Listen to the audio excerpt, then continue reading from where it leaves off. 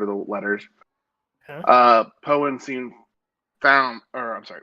Oh my God, what is my problem tonight? Poen was pleased with you, Josel, for your dealings with the Brotherhood of Blades, a clan he shared with you that he had no affiliation with and was due to their seedy backgrounds or their origins. But he was pleased with your dealings with them and ridding him of that problem, as well as the wares that you brought to and shared with him. So he shared information about your targets and people that you were looking for, and you guys continue to do a little bit more work on the wagon that week. You spent a few nights, Faye, talking and speaking questions into your circlet. Lauren, even you whispered a few words to Elio to see if he would respond. And yet it seemed fairly quiet. Um, Anika, you did do some research and found quite a bit of information on various topics. One of the most interesting things, though, that you started to research late into the week was the followers of Merlin themselves, and you found no written word or record of any of the followers that you've met, which you think is extremely peculiar considering Mm-hmm. how important to Merlin they are. Um, Another week completes, and you have now spent about 2 weeks on this wagon. You guys are making great progress on it. You spend another few days after kind of collecting yourselves, still checking the post office for mail. The lady at the office trying to quiet your fears, your noticeable worry, and just try to assure you that it will be a little. It should come soon, but or it should come along at some time. But while we are at war and the blockades, it's very difficult to say when. They're just trying to reassure you to keep hope.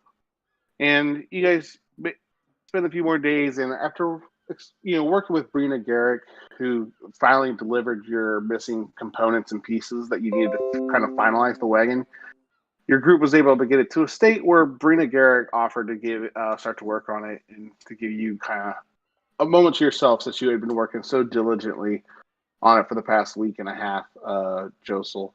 And she offers if you should to let her kind of help you tidy up some of the loose ends, at least until you get back to put the final touches. But the rest of it's pretty obvious to her to assemble. And you also speak with Yessa, who will give you a few last minute details about some of the displacement beasts in the jungle that you guys are heading to kind of find those creatures. Is there anything you guys want to do before departing?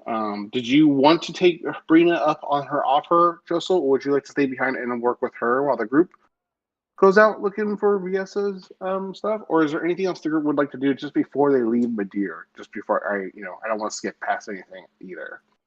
Did my mother respond to the sending Oh, spell or no?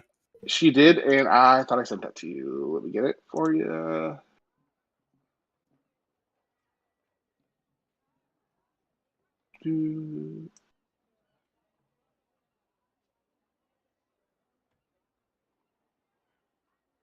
Oh, it's going to paste as an image. Let me know if you're going to have any problems, Faye, with reading this, okay?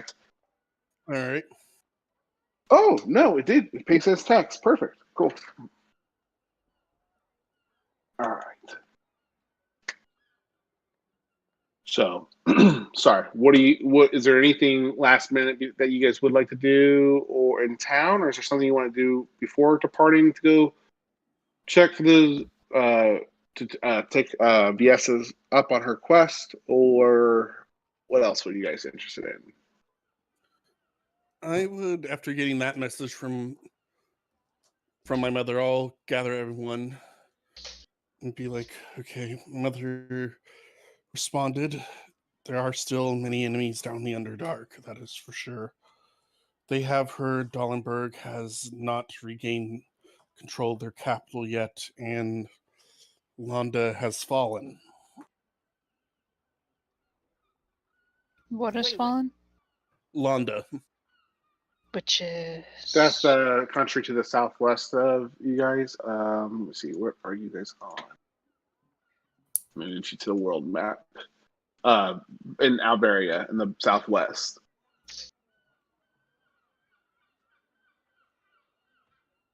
Oh. Where? And you guys heard this also from Taikao when you guys met him. He told you that the royal family had been in their remaining military strength kind of retreated to Erosia.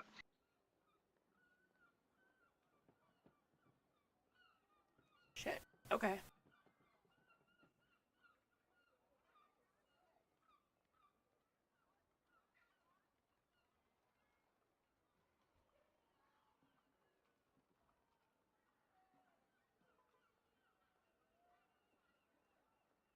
So, is there anything else you guys would like to discuss, or would you guys like to do anything else before?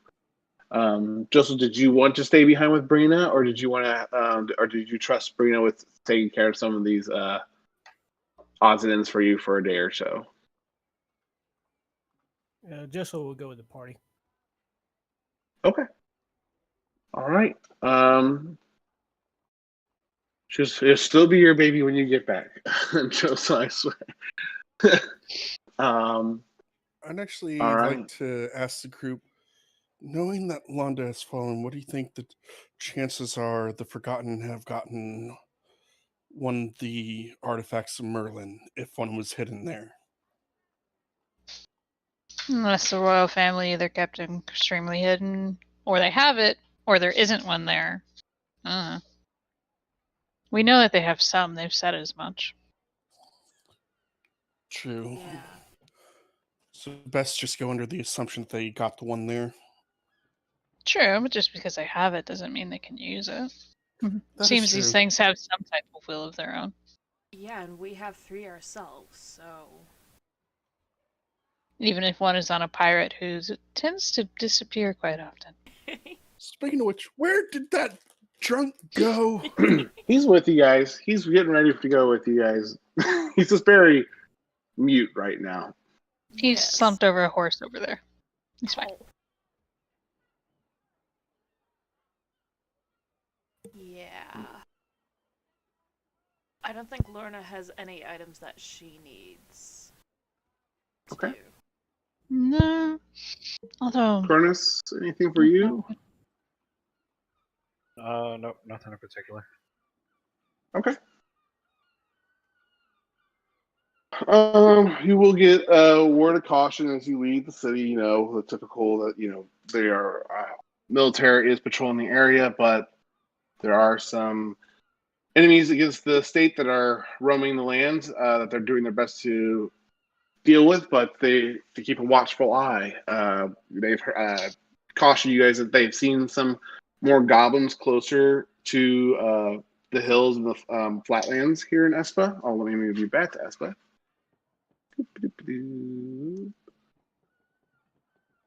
And you know from Viesa's instructions that you're most likely going to find the displacement beast in the Taburanque jungle right to the north.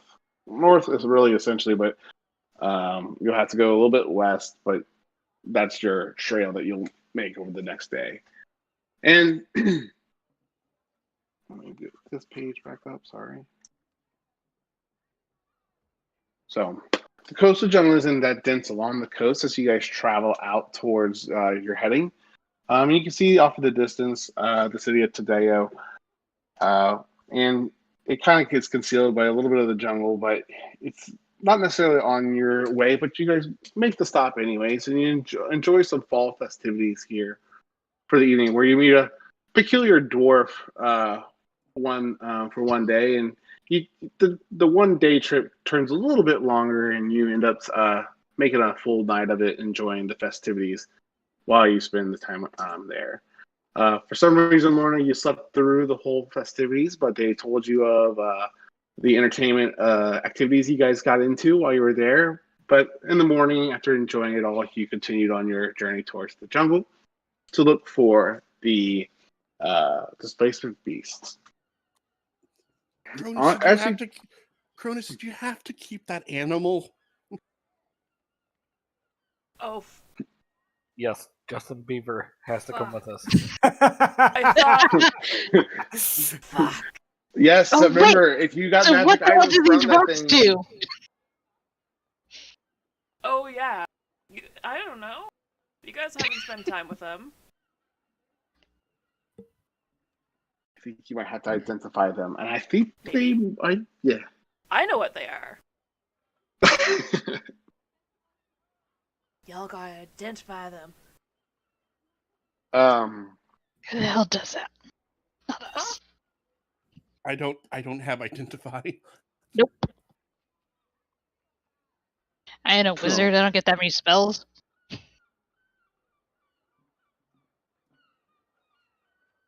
So, as you head out towards towards the jungle, where it starts to thicken, and you start moving more inland and away from the coast, it becomes denser and denser, and you can feel the kind of electricity of just the wildlife coming from it. You hear just various different noises from animals and creatures in there, and as you get closer to there, you will see a traveling merchant heading your way. He's got a cart pulled along by some mule, and he is approaching you and you and your group. Which, by the way, are you guys traveling on foot or horse? You kind of had the option. I didn't bother to ask. I imagine, but otherwise, I don't know.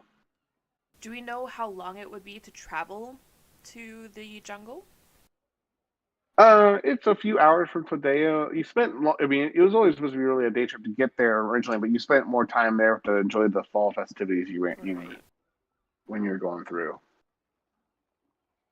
Yeah, it's just a few hours. Let's see here, to get into the thick of it. You're not having to go all the way to the Cerrado Hills. You're just kind of heading a little bit north of Tadeo to enter into that. Mm-hmm. So you guys would be more like, let me do the token. Oops, how do you do that? Alt? Is that what you not do the snap? There it is. So you guys are basically heading north directly out of Todea up into the Tabiarente jungle.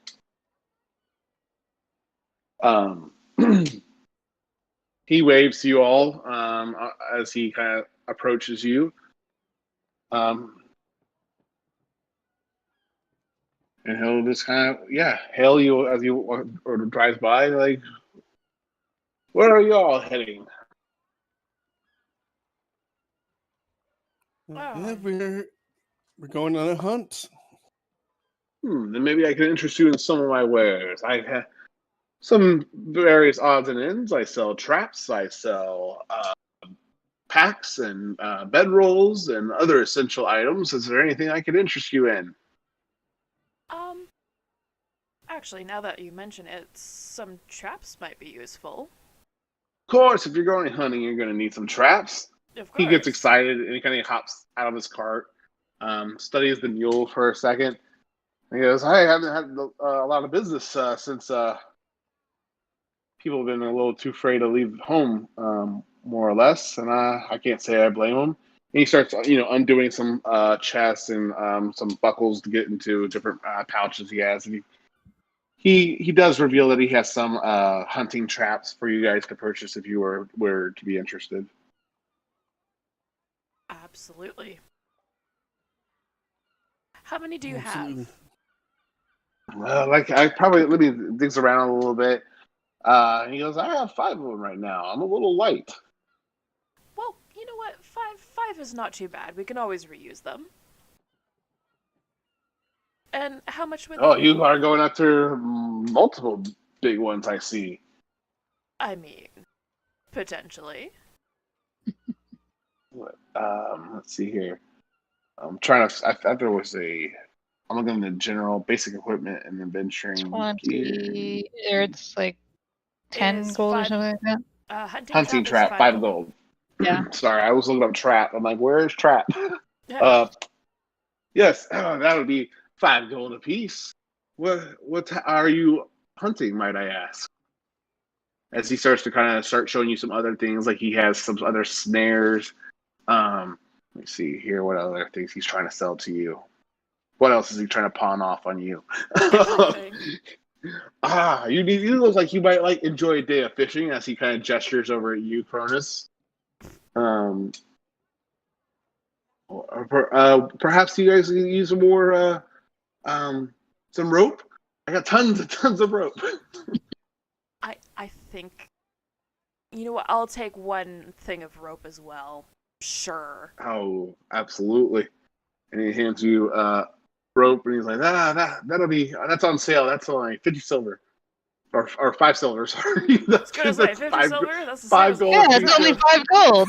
Yeah. Yeah, it's a sale. For Hey, me, it's a sale. I'm I'm not gonna that get dumb. 5. It's all in the phrasing. That's all it is. Yeah. Yeah, exactly. Wait, exactly. Wait, what? No. Yeah. So yes, he offers that to you for 5 silver pieces. Okay. And he has everything else that you would find essentials. He doesn't have any glorious items. He has some food, some natural, maybe some herbs and roots, but that's about it. I do have a question. So we're hunting Sure. displacer beasts? Mm-hmm. Correct.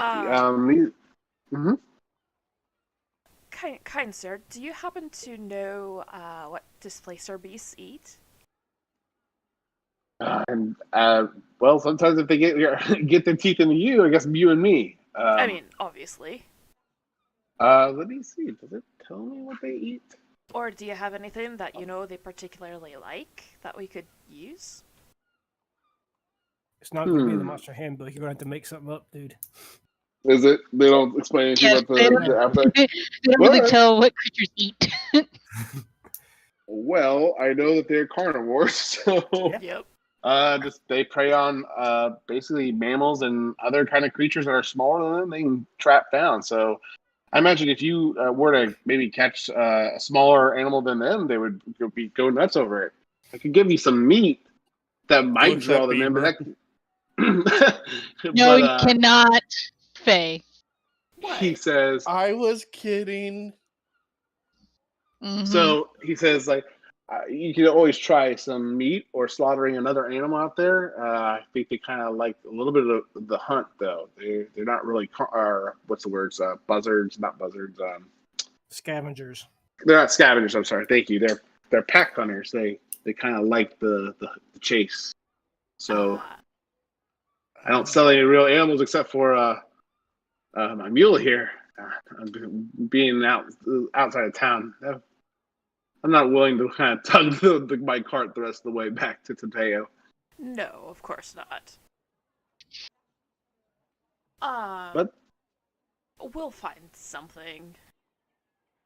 Or we'll just use me as bait. It's fine. his eyes kind of go wide at that. Hell, if you track one of those goblins I keep seeing out in the jungles, you might be able to use them as bait. I don't know. That's right. You'd be doing us a favor, getting rid of those pests. Could I then get a third set of rope from you? Oh, of course. And he gives you another one for another 5 silver pieces. Perfect. I will give him 3 platinum. I'll take all 5 of the hunting traps. Oh, all right. Excellent. Yes. He's just kind of like you basically made his day. He hasn't sold probably not that many wares in a good bit. The business is obviously not favorable right now. Yeah. Let's see here. He was he says, take care of some of those goblins, and he'll kind of suggest that they could be a pest to you guys. Because there's other types of creatures besides just the displacer beasts. It is a jungle. He kind of issues a broad word of caution. There's other predatory animals in the jungle besides just what you're hunting. And if you guys had anything else before he kind of packed up his things and headed back to town, or did you guys have anything else you guys want to discuss as he walks away? I'm going to go ahead and take the fishing pole off of him. Oh. Okay. I just went away from that screen. I have to go see what it was. I think it was like 5 silver or 1 gold piece for a fishing tackle. So the whole kit and caboodle for 1 gold. Will he take a pet beaver? He kind of You're trying looks to at get the rid of beaver Justin Bieber. oddly. What does it do? I mean, it's a beaver. His name is Justin. And he responds very well to commands. Is he like a pet? Or is he like intelligent? Or is he just Oh, yeah. an ordinary beaver? Yes, do tell us more about this. I mean, You know, he's I heard he currently could on a sing. leash.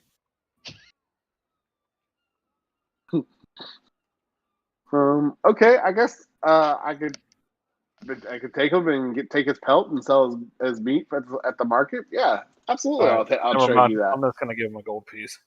that. He's very confused, but he's like, okay, I don't, thank you. And he hands you over your fishing tackle. God damn it. Why did I fucking make it a beaver? Because you're Canadian. Yeah. The only animal that I could think of that wasn't like a farm animal. Uh-huh. Yep. Could have just given us a puppy. I could You have. could have given us a puppy or a kitty. No. Fucking beaver. So the merchant packs up his belongings, gets back on his cart, heads to Tadeo, and you guys continue your trek towards the edge of the jungle where it really is all densely covered. And I'm going to go ahead and switch the music up, if I may. Where is that?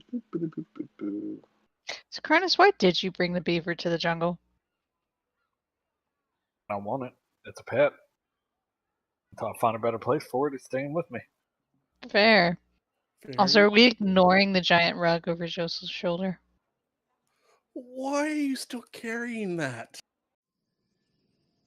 I want What's it. the rug? I don't even remember what the rug's from. It was a mimic. No, it's a rug of smothering. Oh, right. Ruggo smothering. Yep.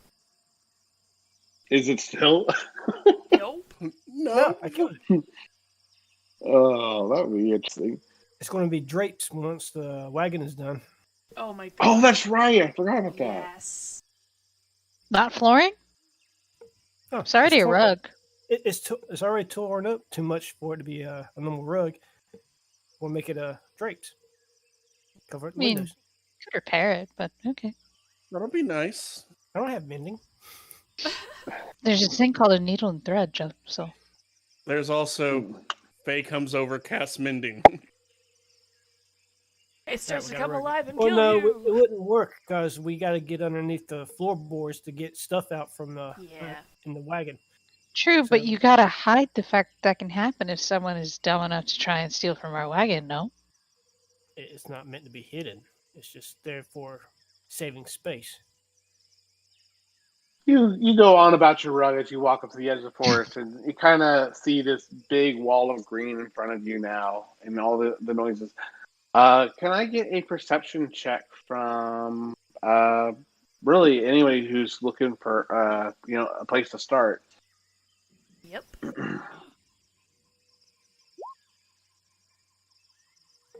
See what you see. So Lorna, you kind of look around. You've spent a little time, out in the wilderness. You have a kind of idea to maybe look for some signs to kind of gain a bearing or get started. And as you look around, you see out up in the sky some birds that seem to be circling a whiles into the jungle. Oh. You know that's typically to be a sign of fresh or fallen game. Yep. But there's no real clear path. It's just very dense and thick the way ahead of you. Well then, Oh wait, do I have anything good for this? I have a couple of hand axes. I will start trekking through the forest. Okay. Do you need some guidance? Got this. Maybe. Um, I might need. I don't know. Take a little bonus. Thank you. Go ahead and make some athletic checks. Or just one athletic checks. One athletic check. Sorry. You definitely make progress. You're cutting your way through the dense forest. You're cutting your way through green, and with that roll, you're doing it with some decent speed. You guys are kind of clearing the way, and Lorna, with these little hand axes, are really just going to town, chopping down the vines and getting your way. Is anyone else helping her cut some of the way? Right now, it's kind of hard for you guys to get through, but you guys are making some pretty good progress. If there's more of you kind of chopping the way through, you guys would get through this forest probably quicker. I'm just casting guidance on Lorna whenever she looks like she's tiring out. Sure. I'm keeping an eye out because I'm not going to be able to chop enough. Okay. I hold up So my everyone's hand kind of axes. just. I have 5. Everybody can have one. Is anyone taking one willingly? Yeah, I'll take one. All right, go ahead and do an athletics check for me to Cronus. I'm sure between the two of you, you guys are going to be cruising. So now, rather than being hard able to move between each other and around some of the dense growth here, you guys now with Cronus and Lorna leading the way, chopping things through, they're mowing a path forward, and you guys are able to make good progress in time through the woods. You get to a few what you would say pass as a clearing. It's just basically a spot where it's trees not butted up to other trees, but there's some rocks and that you can take a break on, rest for a moment, and just look upon just this brief kind of gap in the coverage. You're probably only a 20-30 minutes hike from the kind of the area that you saw the buzzards flying over first. Is there anything you guys want to do as you enter this clearing?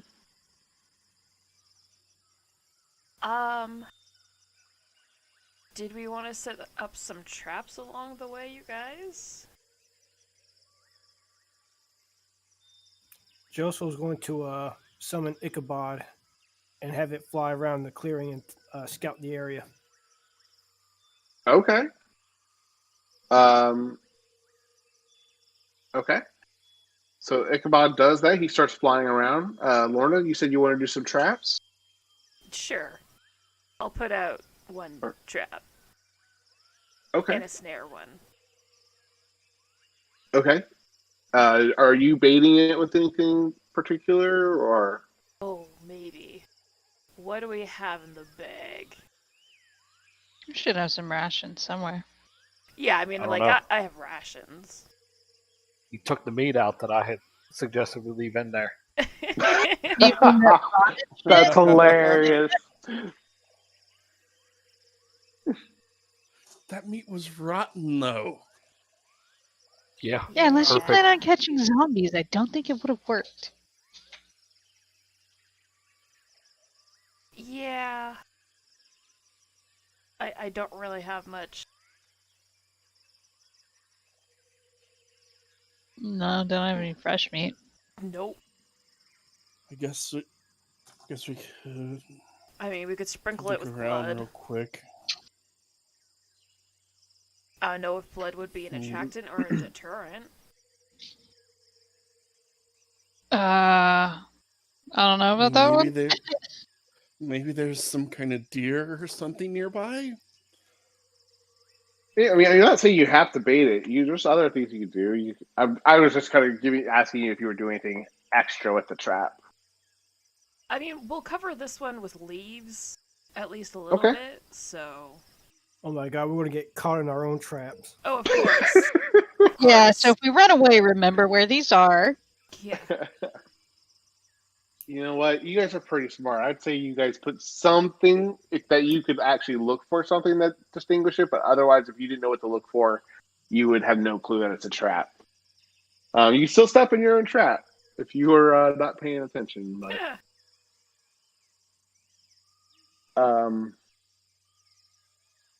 Okay.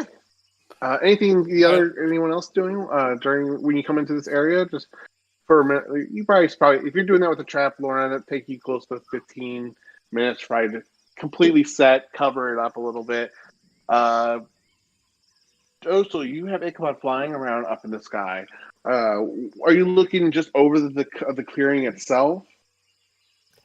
Yeah, he's going to look at the clearing first, and then he's going to do a perimeter sweep. Okay. He kind of gets high, or he flies as high as he can to the jungle, but it's dense. The canopy is very thick as well, but you can see very clear over the opening that you guys have found yourself into. You see everything through Ichabod's eyes at this point, so you will see that him looking over you all, and Lorna setting her trap, and the others just taking a moment to themselves.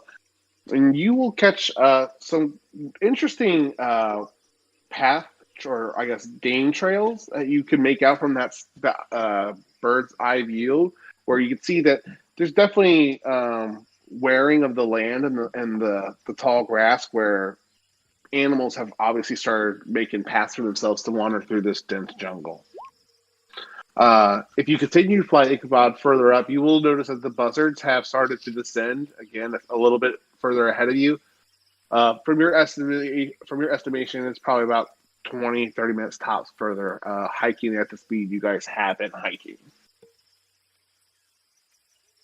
Any other questions, Howard? No. Just will tell them about that. What about you and Nika and Faye? Anything you guys interested in, or are you guys just resting your legs for the moment?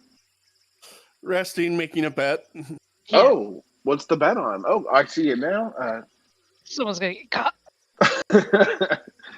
So wait, who's gonna owe who? Are you both agreeing you're both gonna step into it? Who's paying who? Well, Faye's betting one of us is going to activate. I guess Anika is countering it. Saying none of us will. So here's a Ooh. question. Are we actually going to catch anything that is not possibly us? Other than Beholder Beast. Displacer Beast, those don't count. That's a good question.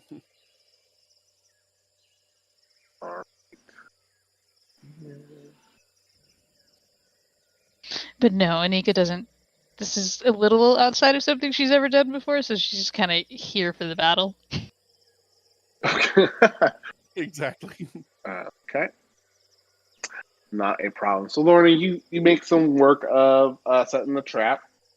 You're just setting the one, correct? I'm gonna do that, and then I'm gonna do a rope snare trap as well. And that's one we're going to get caught in. Mm. Absolutely.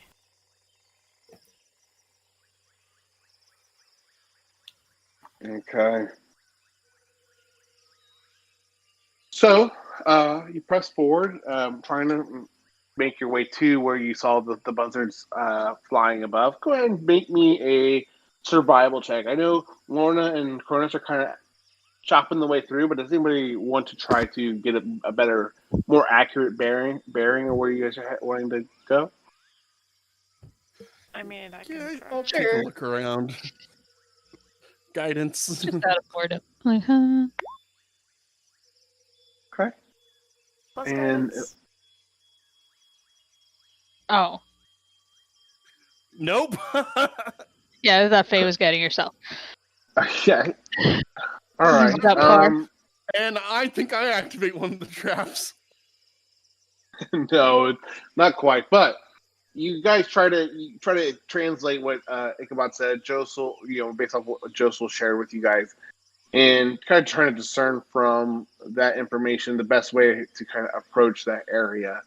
Anika, with all the best intentions, thought she had you guys heading the most optimum route, but it seems that the approach you're taking has some deep slopes and additional overgrowth that you have to kind of climb over and get through. So I'm going to go ahead and need some athletics checks if you choose to proceed to kind of climb through this part where it's just become too thick to chop through with his hand axes. Unless you want to spend additional time chopping your way through too. That's an Yeah. option. Faye, it doesn't count if you activate one of the traps. What are you? Oh, I mean, we could always hold it apart, like me and Cronus or me and Josel, or the guys, and some of us go through. Sure, we can do that. Go ahead and just do some, if that's what you want to try, just go ahead and give me some athletics checks. Go ahead, Lorna, Josel, and you said Cronus too.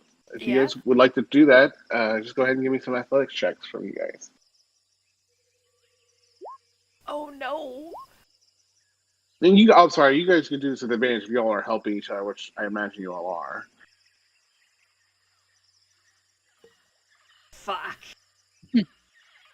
Oh. Okay, so Lorna, you and Cronus, as you guys are working on, moving, trying to like spread it out. Like on one of the times, Lorna, you're sitting on one of the branches with your other hand over your head, pushing the other branch up to kind of make this gap and opening that you guys can climb through. And with some teamwork, go ahead and get Anika, Faye, Josel, and Bart. Go ahead and do athletics checks for me. Just because if you guys aren't working on that, let's go ahead and see how you guys are doing with climbing or acrobatics, either acrobatics or athletics, depending on how you're trying to descend this kind of steep hillside. Acrobatics gave myself guidance. Sure. Yeah, I'll acrobatics, but if it's like have to go through terrain, I'm just gonna misty step to where I can see around it. Oh yeah, okay then. Yeah, no problem. Because I can do that at will. Yep, and I didn't roll for Bart. You know what? I wonder if I should just leave since he's not here yet. What time is it right now? 8:10.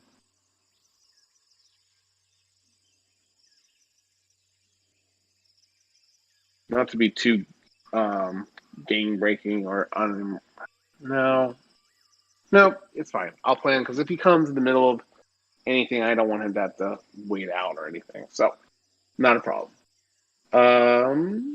So let me get him a roll then. Holy crap! With 13 acrobatics. All right. And boom. Rogues. Faye was doing awesome, and everyone did really good. But then Bart comes out of nowhere, just somersaulting through the way through. Me and to be fair, me and Bart got the same roll. Yes, you both did. But he's all natural. All, he's that homegrown organic shit. Wow. So you guys make your way through the overgrowth down the hillside with relative agility and a little flair from some of you. And after you make it through that rough patch, you guys get back on track and get your heading. I mean, you guys had an pretty accurate area from Ichabod's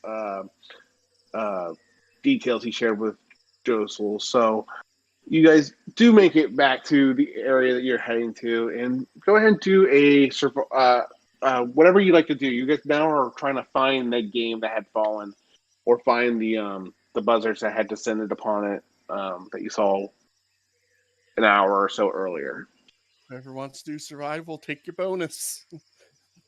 You can do anything you want: survival, perception, investigation. Explain to me what you want to do, and then we'll decide which one it is. Oh well, he's going to look for like tracks and stuff.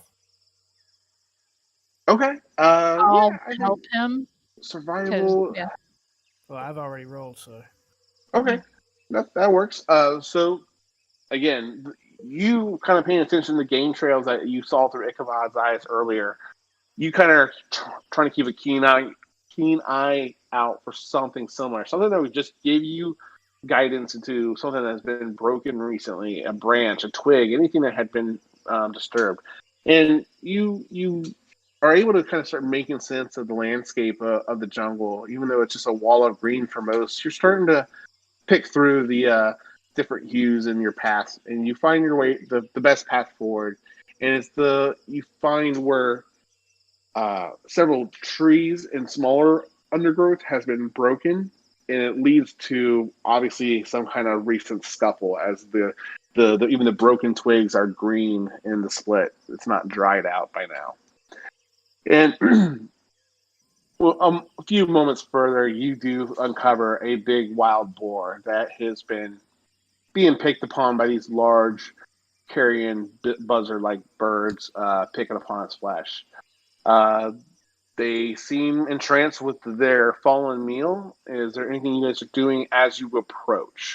They, for the moment, are entranced in their meal.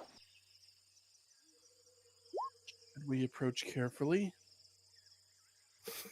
Oh, No, we should run in. what? I was kidding. Why not? Oh, are they all like in a line? Aren't you supposed to be No. sneaking? They're kind of Or no? surrounding it and just like picking at the flesh, ripping it off, and kind of like guzzling or throwing it back down their gullet and going back in for more. I mean, we could try and sneak up. We could. Yeah. I don't think that I could throw like a trap on them. That would not work. I mean, you could try. Yeah, but it's... Wait. What if...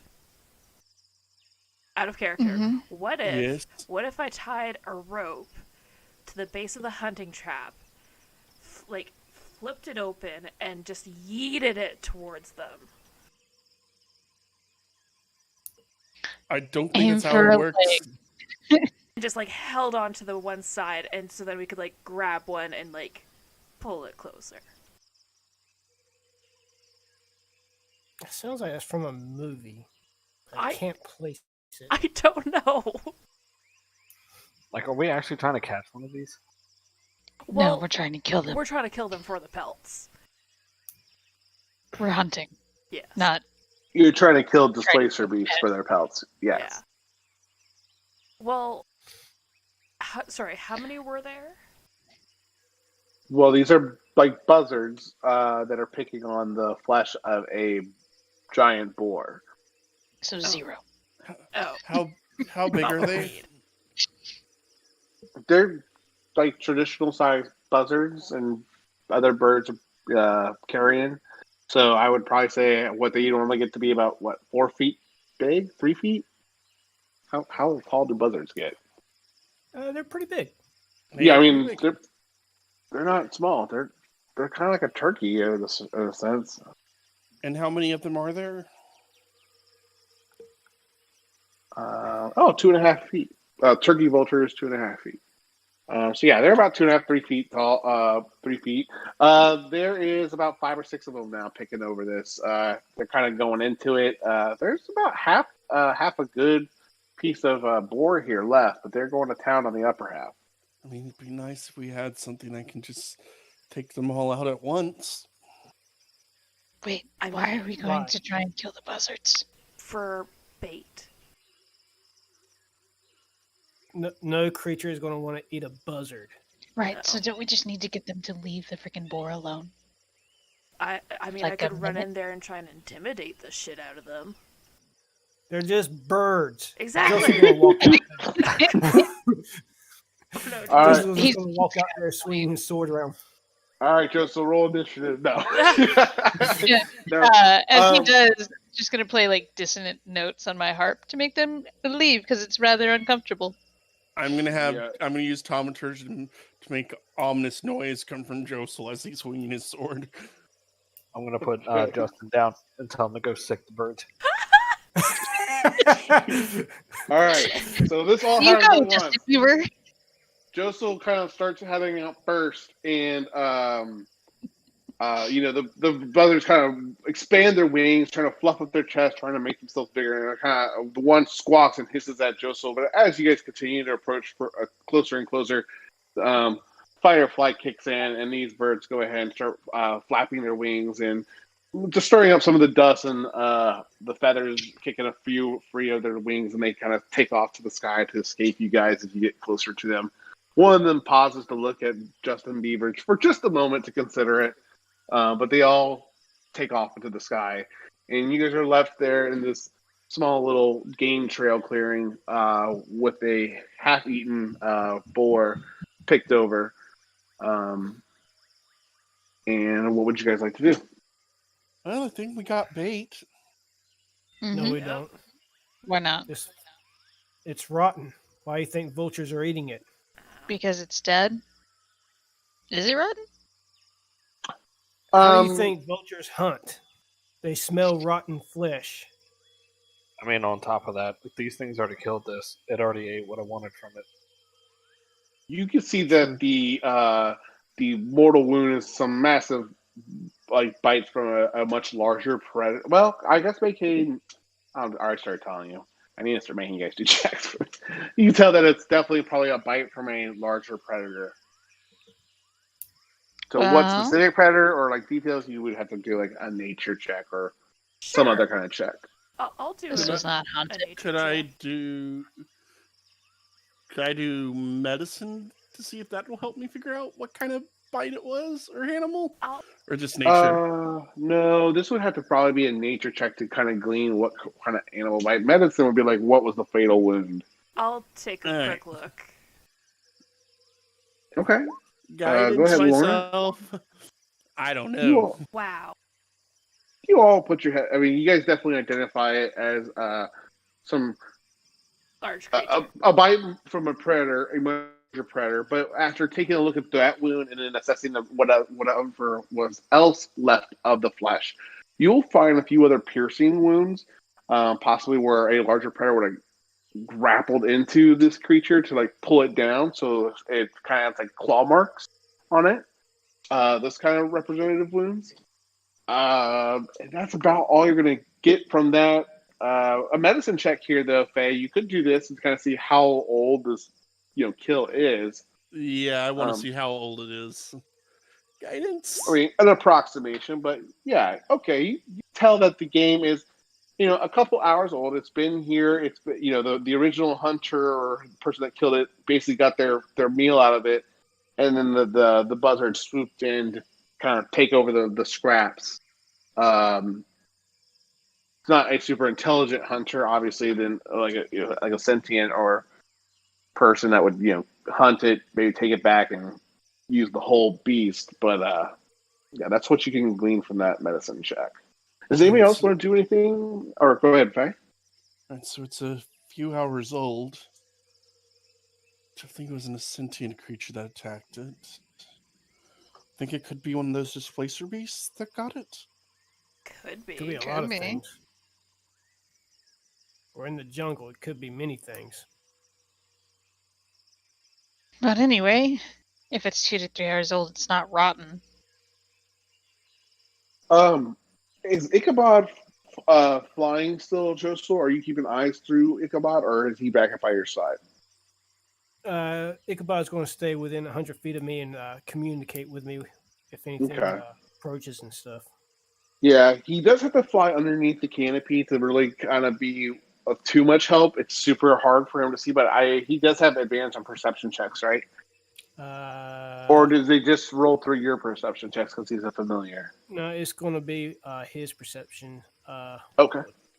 I think he might have advantage. I thought owls had advantage on that, or owls can do something keen funky. hearing and sight. So yeah.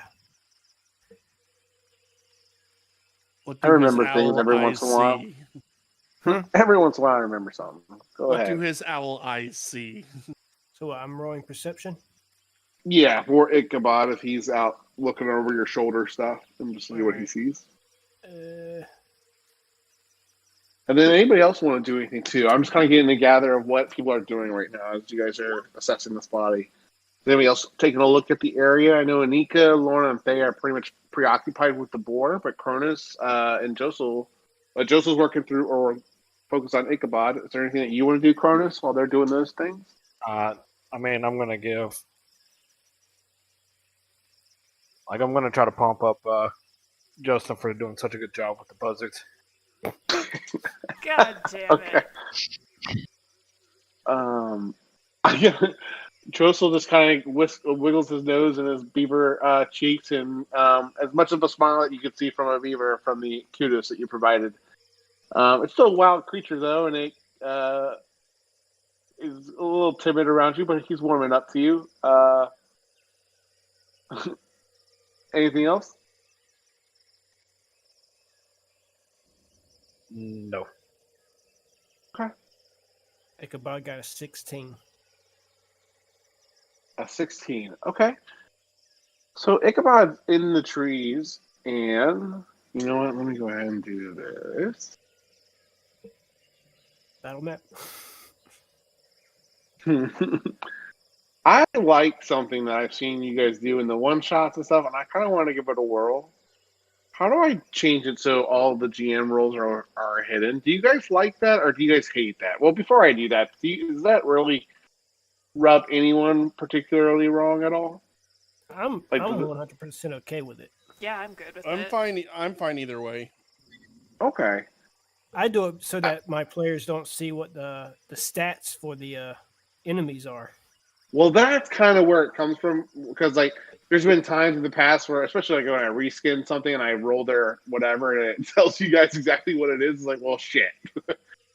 It's this mythical creature that you've never seen before, and it's like the black lizard attacks. Let's see here. How do you Or do the switch terrifying great white shark. You go to the settings on the character sheet, the NPC character sheet, and if you scroll down some, it'll say whisper rolls, toggle, and all that stuff. that? Oh, you have to do it per sheet. Yeah. You can Oh, do well. it before like your game. You go into your game settings and you can just choose all NPCs roll automatically to GM. You can change that now, but for anything new, that'll happen. All right, let's not worry about this session. I just thought I've been playing around with the idea. I do like rolling out in the open because I don't want anyone to be like, well, accuse me of fudging. I don't think that's ever happened once though, but I don't know. I just didn't know how you guys felt about that. I don't want to take away from our game tonight though. That's for me to figure out another time. So sorry I got distracted. Anything else that I missed, or any questions, or I still gotta give you Ichabod's results. So Ichabod, as he's up there looking over you, Josel, let me do this. I'll just do it manually then. And roll 1d20.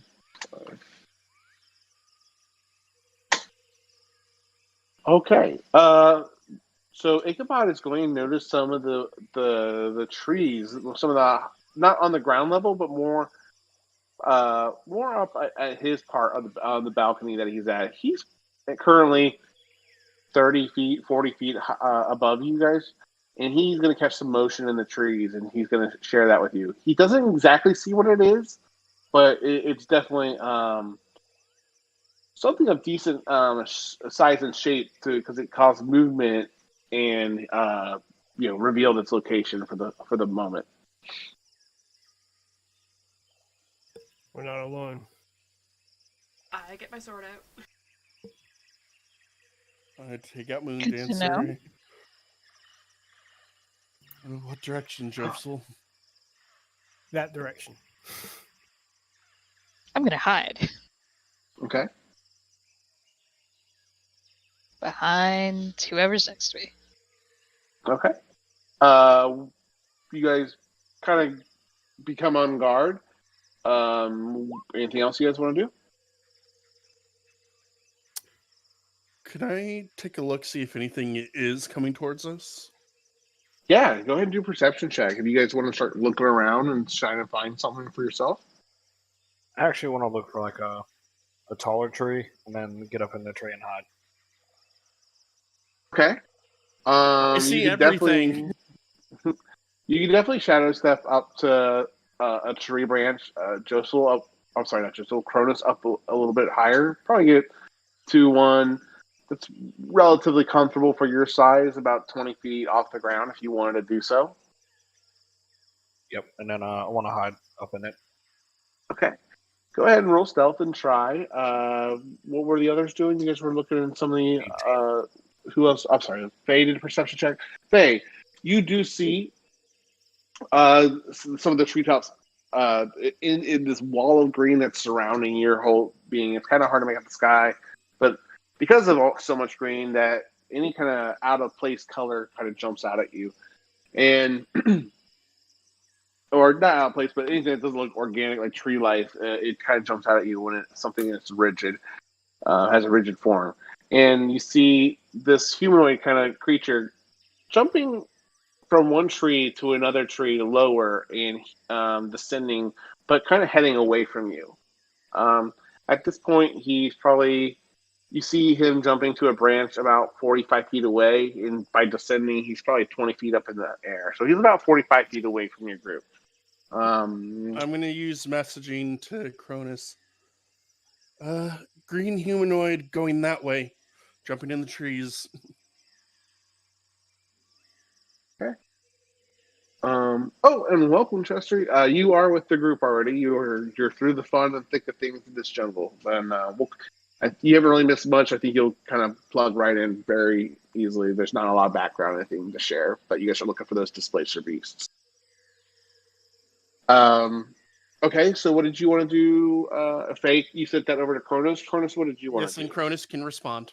I'm going to look in the direction that Faye is pointing.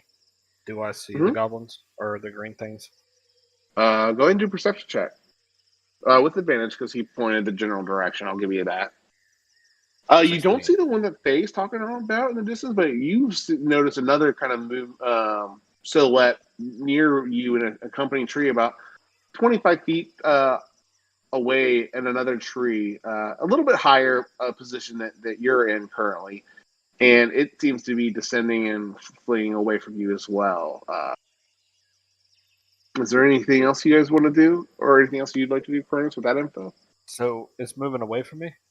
Yes, it's moving away from your group. Mm-hmm. Okay. How far am I away from it? Like I said, you're about 25 feet away from the other tree that it was in. And now that it's kind of moving away, I say it's about 45 feet away from you. So you got Faye, you have one that's about 45 feet away from you now. And Cronus, you have about 45 feet away from you. So they're both heading north or away from you, but not exactly converging on each other. All right. I have an attack, so Faye's not going to go blasting. Okay. What's the I assume like the trees are making it like dim light in some areas. Absolutely, yeah. It's I would say no. I would consider most of this jungle to be dim light because of how dense and thick it is. Right. There are going to be exceptions to that, but yeah, for the most part, this jungle is at least dim. All right. I want to shadow step to in front of it. Okay. You shadow step the distance because I think you can do that 50 feet, 60 feet or something. So you shadow step right in front of it, and you see this face that kind of has this black cloth draped across it.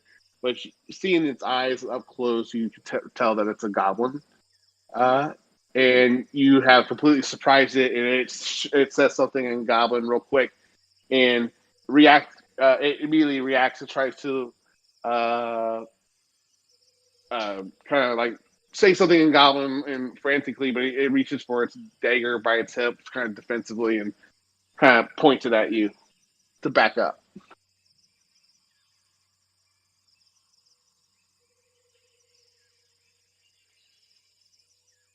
I don't want any back up. We don't want any trouble. I'm going to point down to the ground and say, "Get out of the tree."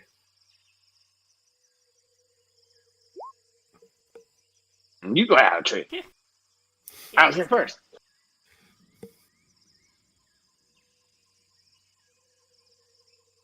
How big is the branch that this goblin's like currently like sitting on?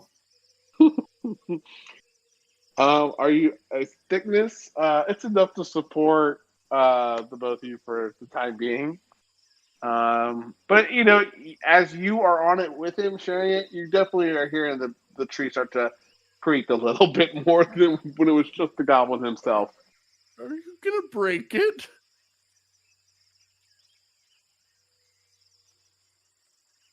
So I would like to attempt to grab the goblin and like shake the branch and try to break it to fall to the ground with it.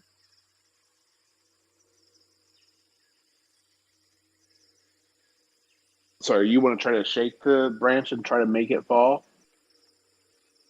But I want to grab the goblin first to make sure it falls with me. Okay.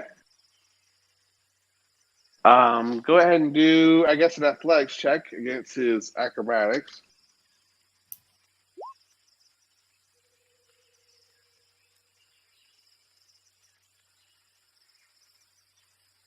Oh boy. Okay. As you try to do that and grab him, he is actually going to jump off the branch and try to make it to a lower branch, about 5 feet further down. It's a little bit thinner of a branch, but it seems to support his weight okay.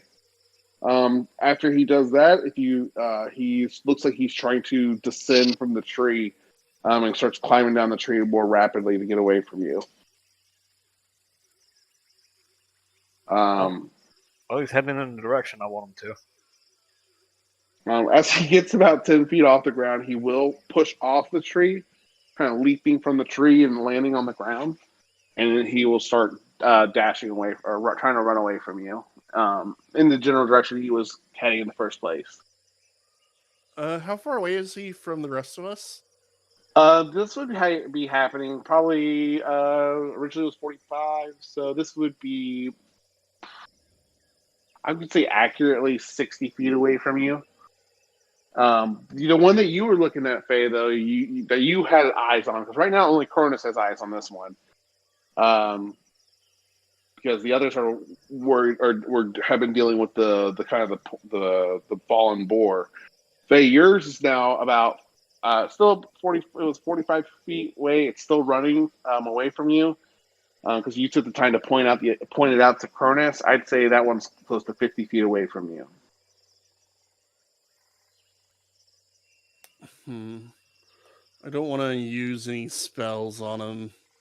You're not really sure where Cronus disappeared to either because he shadow stepped. Yeah, I'm just assuming Cronus is doing Cronus things. Assuming it wouldn't be that hard to. Okay. Oh, this is funny. So it's 50 feet away? Yes, the one that you saw originally is about 50 feet away, about 25 feet up in the air on the jumping between tree branches. Can it make me a DC 17 charisma saving throw? It certainly. Why, certainly. What's the range on that? Oh, yeah, we already asked because I assume, took that into consideration. 1d20. Yeah, because Hey, it's gonna. Fishman. Yeah, because this way we basically got one captured. Actually, I don't know what a goblin's. Because when I dropped concentration, it'll appear in the spot it was banished from. Yep, I should have just not checked. -1. What's the DC? What's the DC? 17. It just met. Okay. No. So the spell does not take place. You spent a 4th level spell slot on a goblin running away. I'm a warlock. I get that slot. No, she spent a warlock slot. Yeah, I get that. wow. I get that slot back in an hour. Oh. Okay, so it's still darting away. I don't know if it would know if it's under the effect of if it was a target of a spell. If it made the saving throw, I imagine it would know, right? It doesn't mention they would know. But I mean,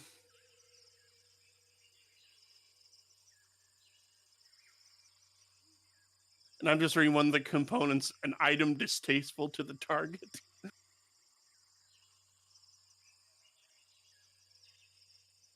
That is very vague. description of a material item. It really is. It's like what could be distasteful to one thing might not be distasteful to another. That's weird. Oh, very. I like that. It did not find your object. Just it's a goblin. It takes a lot. So no, he's still fleeing away from you. He's now moving at a fairly quick speed, and doing very well in this jungle. And it's not so much a lighting thing, but it's the thickness and the line of sight from the canopy and the tree lining that you start after that spell goes off. You start to, in his momentum and getting away and trying to flee. He's broken line of sight, and it will be some difficult terrain to get through to kind of catch back up to him and get eyes on him once more. Cronus, you're the one that you were kind of pursuing is also fleeing. It's still within eyesight and it's still approachable, but it's trying to use the similar tactics and starting to use the denseness of the jungle to break line of sight and get away from you if it can. All right. So again, how far has it gotten from me? It's about 50 to 60 feet away from you now. It's not outrunning Cronus. No. There's no way it's outrunning Cronus. It's just I don't know how far Cronus is willing to pursue. So I will use Shadow Step again and get right next to it. Okay. So you are now probably closer to 100 feet from the original group, though. So, which is fine. You approach right in front of him, and you guys are on the ground level now. And he's like, "Just leave me alone." I just want to talk, damn it. And I'm going to try to tackle him. All right, go ahead. Do another athletics or acrobatics. Yes, the physical talking. Cronus, damn. the negotiator. He's very fluent in sign language. All right, this time you do grapple him. He's trying to restrain and he's trying to push back or fight back. But you lock him up and he's just trying to fight you to break free out of your arms. He says, "We just want to be left alone." Can I say Alright. that I've been jogging towards where Cronus was going? You didn't do a perception check, so you don't really know because you were helping with the boar and stuff. Okay. I would say that actually, Chester, you would probably be the only one because you weren't working on the boar with Faye and Anika to see when this kind of happen. You could go ahead and roll a perception to see if you would have saw where Faye or Cronus were heading.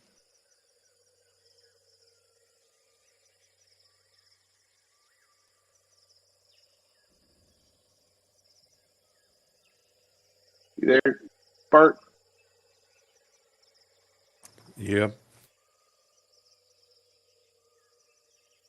Did you want to see or take a chance at seeing where Cronus and them headed? Who all left is the question. Just or no one's left besides Cronus. He vamped into a tree and then he's been doing his monk shadow step stuff through the jungle, and it's been kind of hard to keep track. Faye's still technically with you, but she started darting down that. And you know what? That's fair, Lordy, because you would have seen Faye casting a spell ability.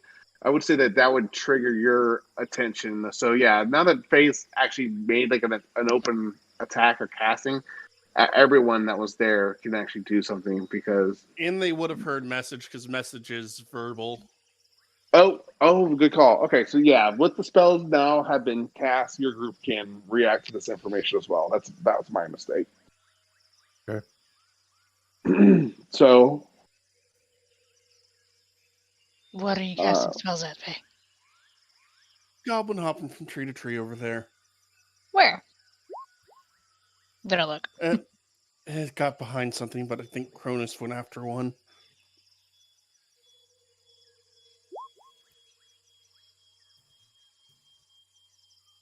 Actually, you know what? I do want to try something. I'm going to just point in the direction I saw the goblin go, and I'm going to use message.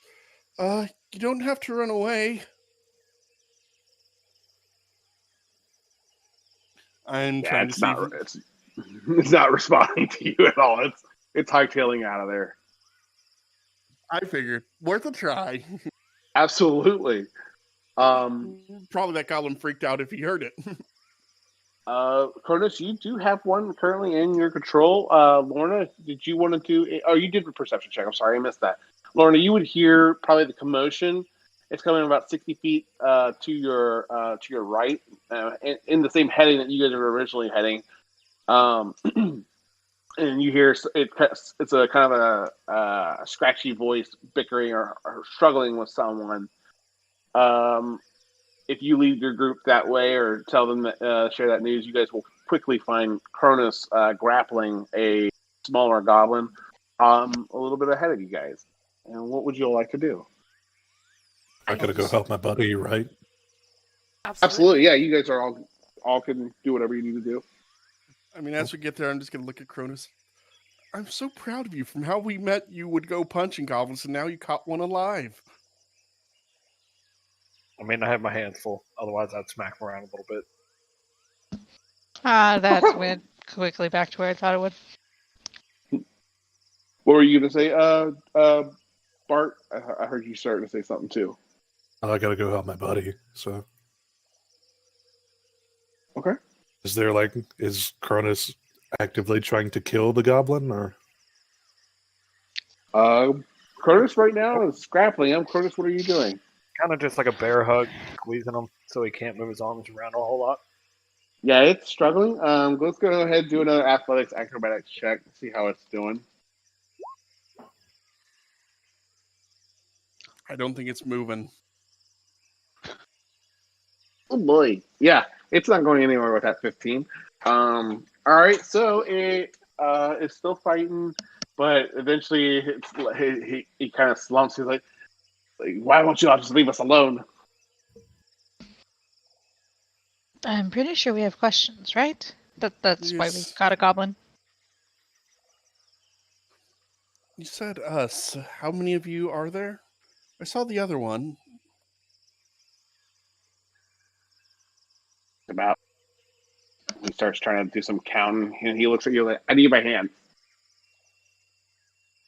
I'm going to go ahead and put him down. And just as I'm putting him down, remind him that he's not getting away from me. He starts kind of counting.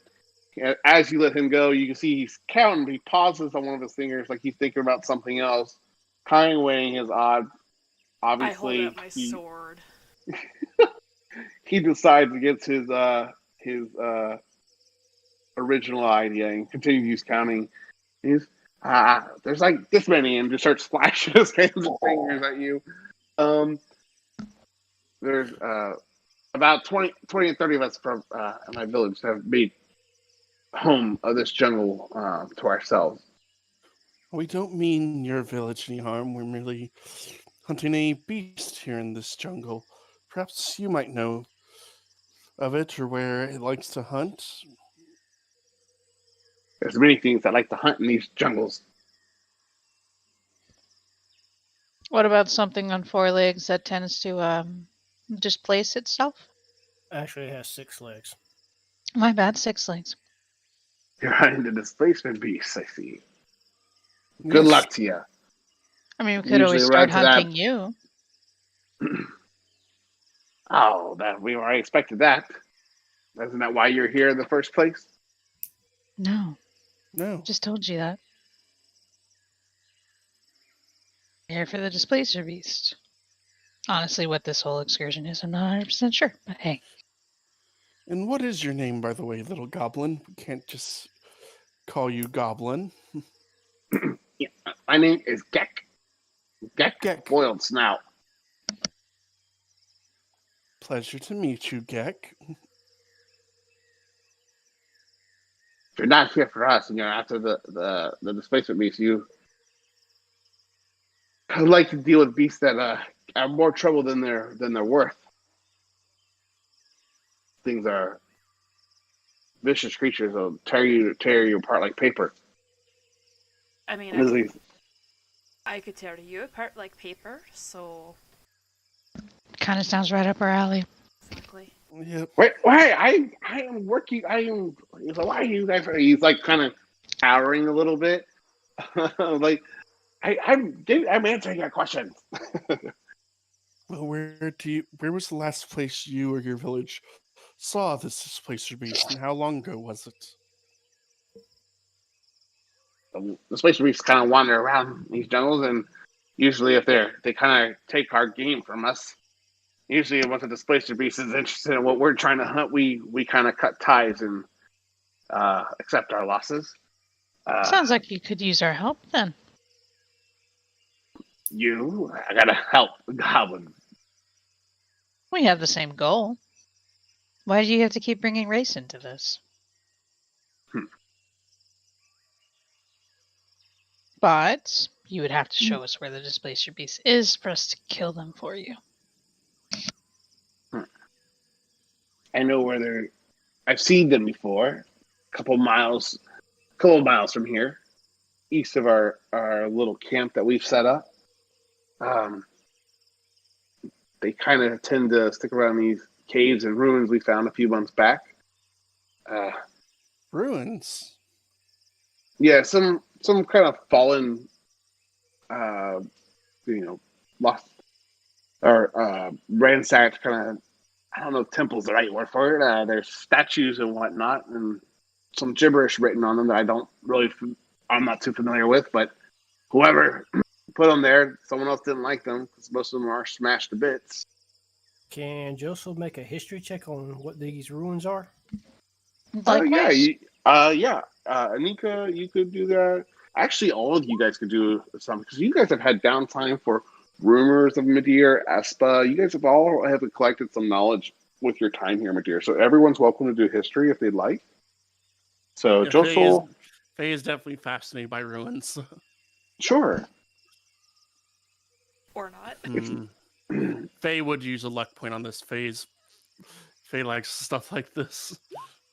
Nope. Okay. All right. Let me see here real quick. Sorry. And guidance is not going to help that. Anika and Josel, you guys would learn something. If you don't mind, just give me a second to check what I wrote.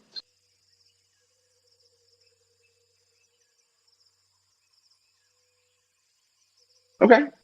Yes. So Anika and Josel, you guys would know from your Josel, you would know from just you living here and what you've learned through your many years living in Espa and knowledge of the locale. Anika, you would have learned this through your history on basically like the Empress and what different things she did when she was in her, villainous regime over the lands.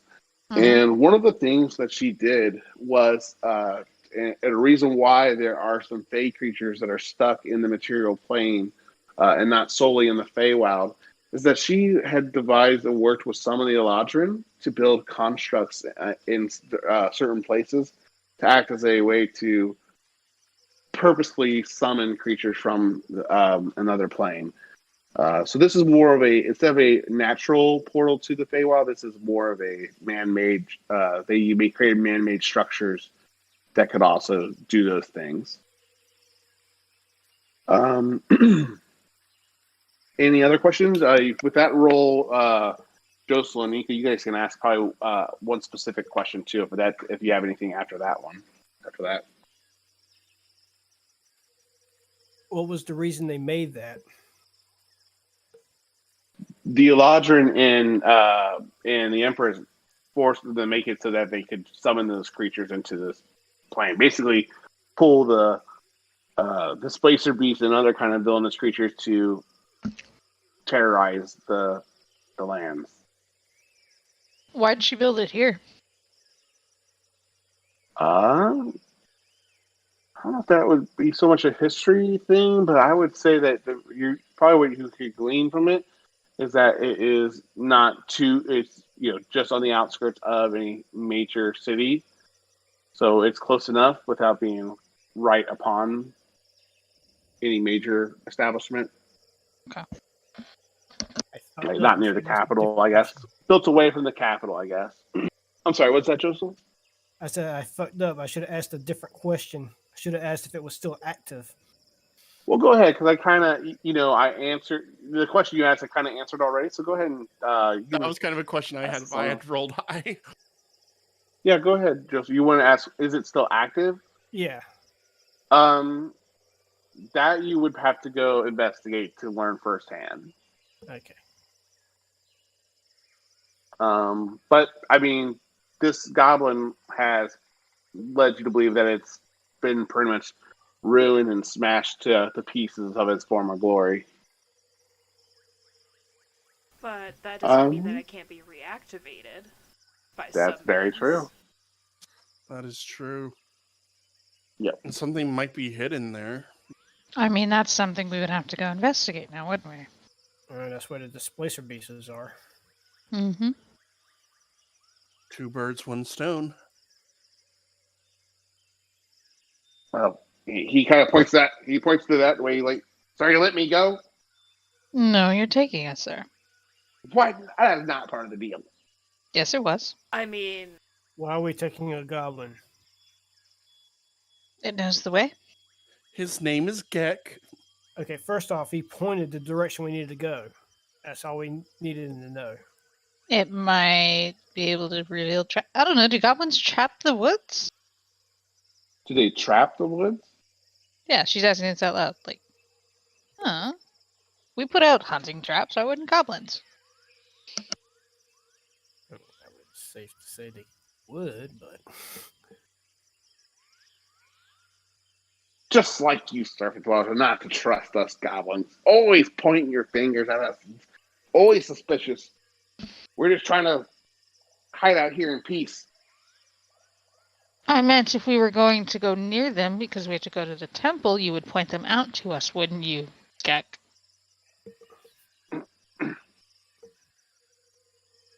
I mean, we'd really He appreciate doesn't really. it.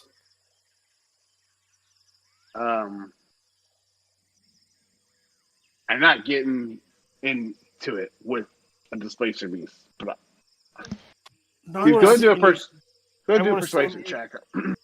I want to send Ichabod straight up into the air as high as he can and scout for anything that looks like runes at a distance.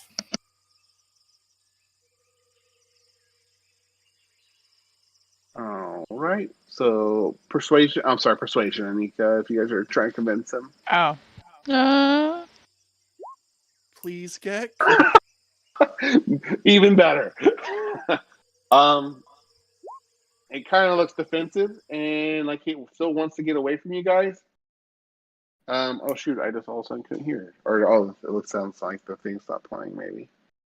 That's okay. You can run away once we find the beast, but guided tour of a jungle sounds like a good idea, no?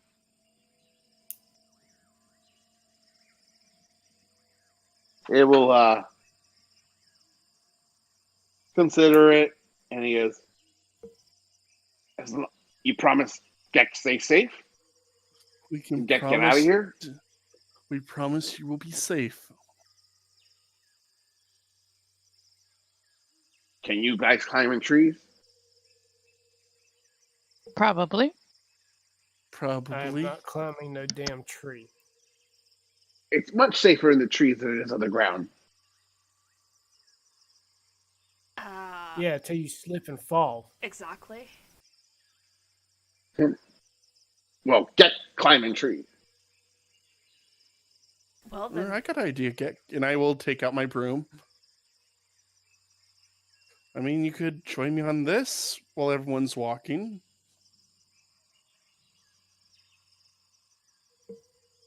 And I'll just hover there.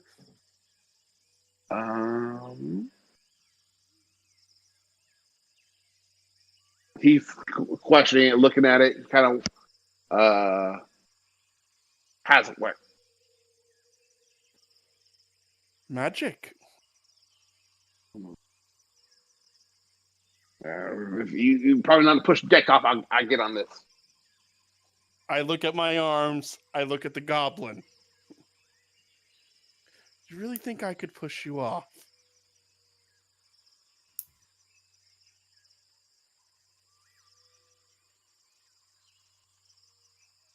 I'll show you the way.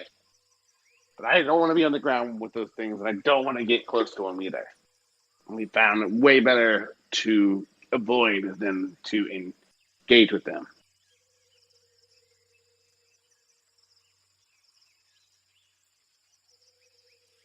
Very well. Seems like a fair deal. So, is there anything else that you guys would like to do, or investigate, or check out? No. No? To the room. Oh, I will go back and grab the majority of the boar and just stick it on the end of my sword and just carry it along as bait. Okay, so you're okay. I got you. So you're bringing the boar along. Yep. Okay. Just in case. I don't know. All right. How's everyone else proceeding through the jungle? I know, Lorna and Cronus, are you guys still cutting the overgrowth? Faye and this person are going to sit on the broom to try. And it'll still be kind of difficult. You can't get too high off the ground with the overgrowth and the way the jungle is, but you're probably about 30 to 40 feet off the ground, Faye. All right. It would be difficult to break through the canopy, but definitely doable. Sorry, Lorna, you were going to say something. Did you not want to chop through the overgrowth? Is there something else you'd like to try? Or do? I just realized I wouldn't be able to cut through the brush with the boar. So do we actually need the boar?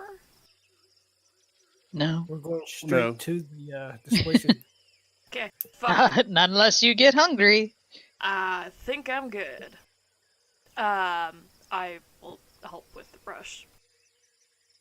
Okay. Anything that anyone else is doing as you guys are just kind of following the Gek through the woods and trailing behind Cronus and Lorna chopping through the overgrowth? Does anyone else want to do something?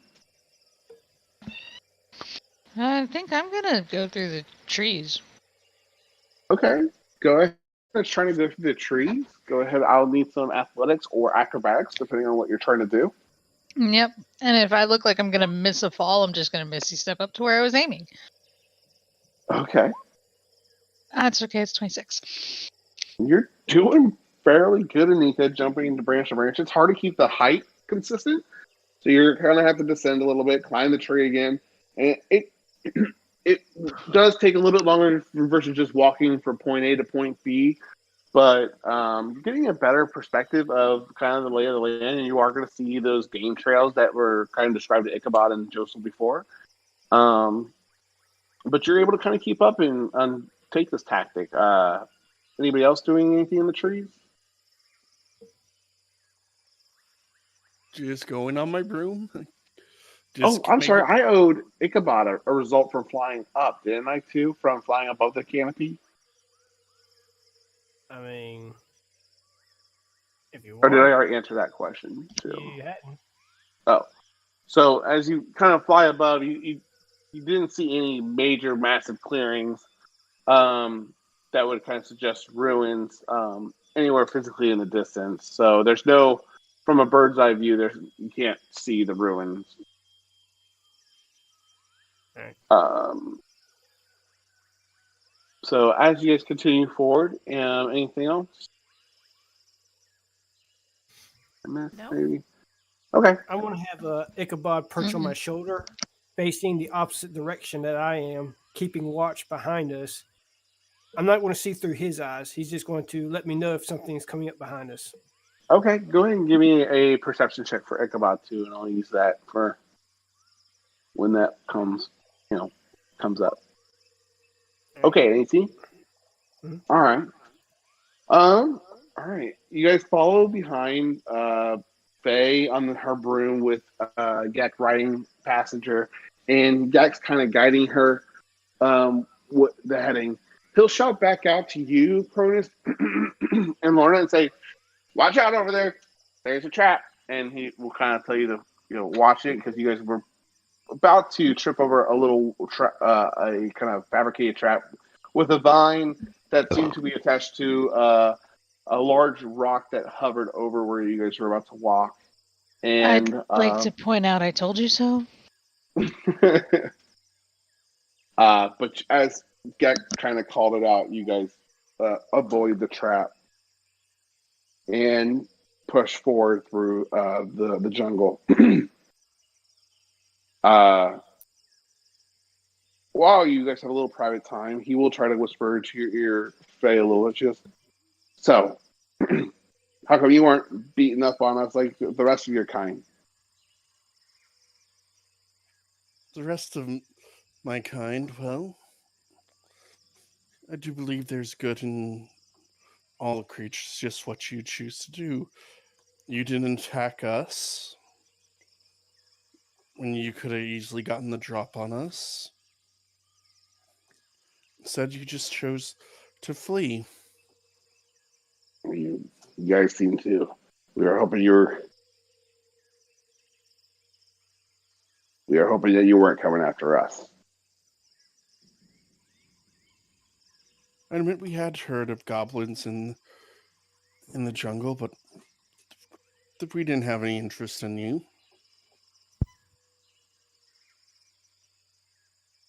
He'll just absorb that and kind of break or change the topic as soon as you guys press forward a little bit further in. It doesn't take long for your eyes to kind of come upon a slight clearing, a little bit of a wider creek passing through, and you see that there's this 3 statues facing outwards holding these dishes, and in the center there is these broken rocks and stones laying around on this platform. And I'm going to go ahead. Oh, I don't have a picture of the area. Sorry. And you will see, this kind of ruined area, and that's kind of surrounded by water, or this flowing creek. And what do you guys want to do as you enter this kind of clearing?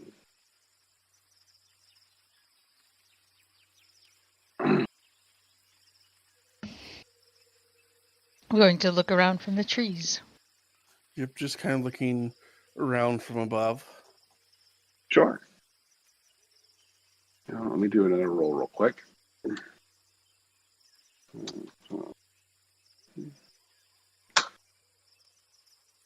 Okay.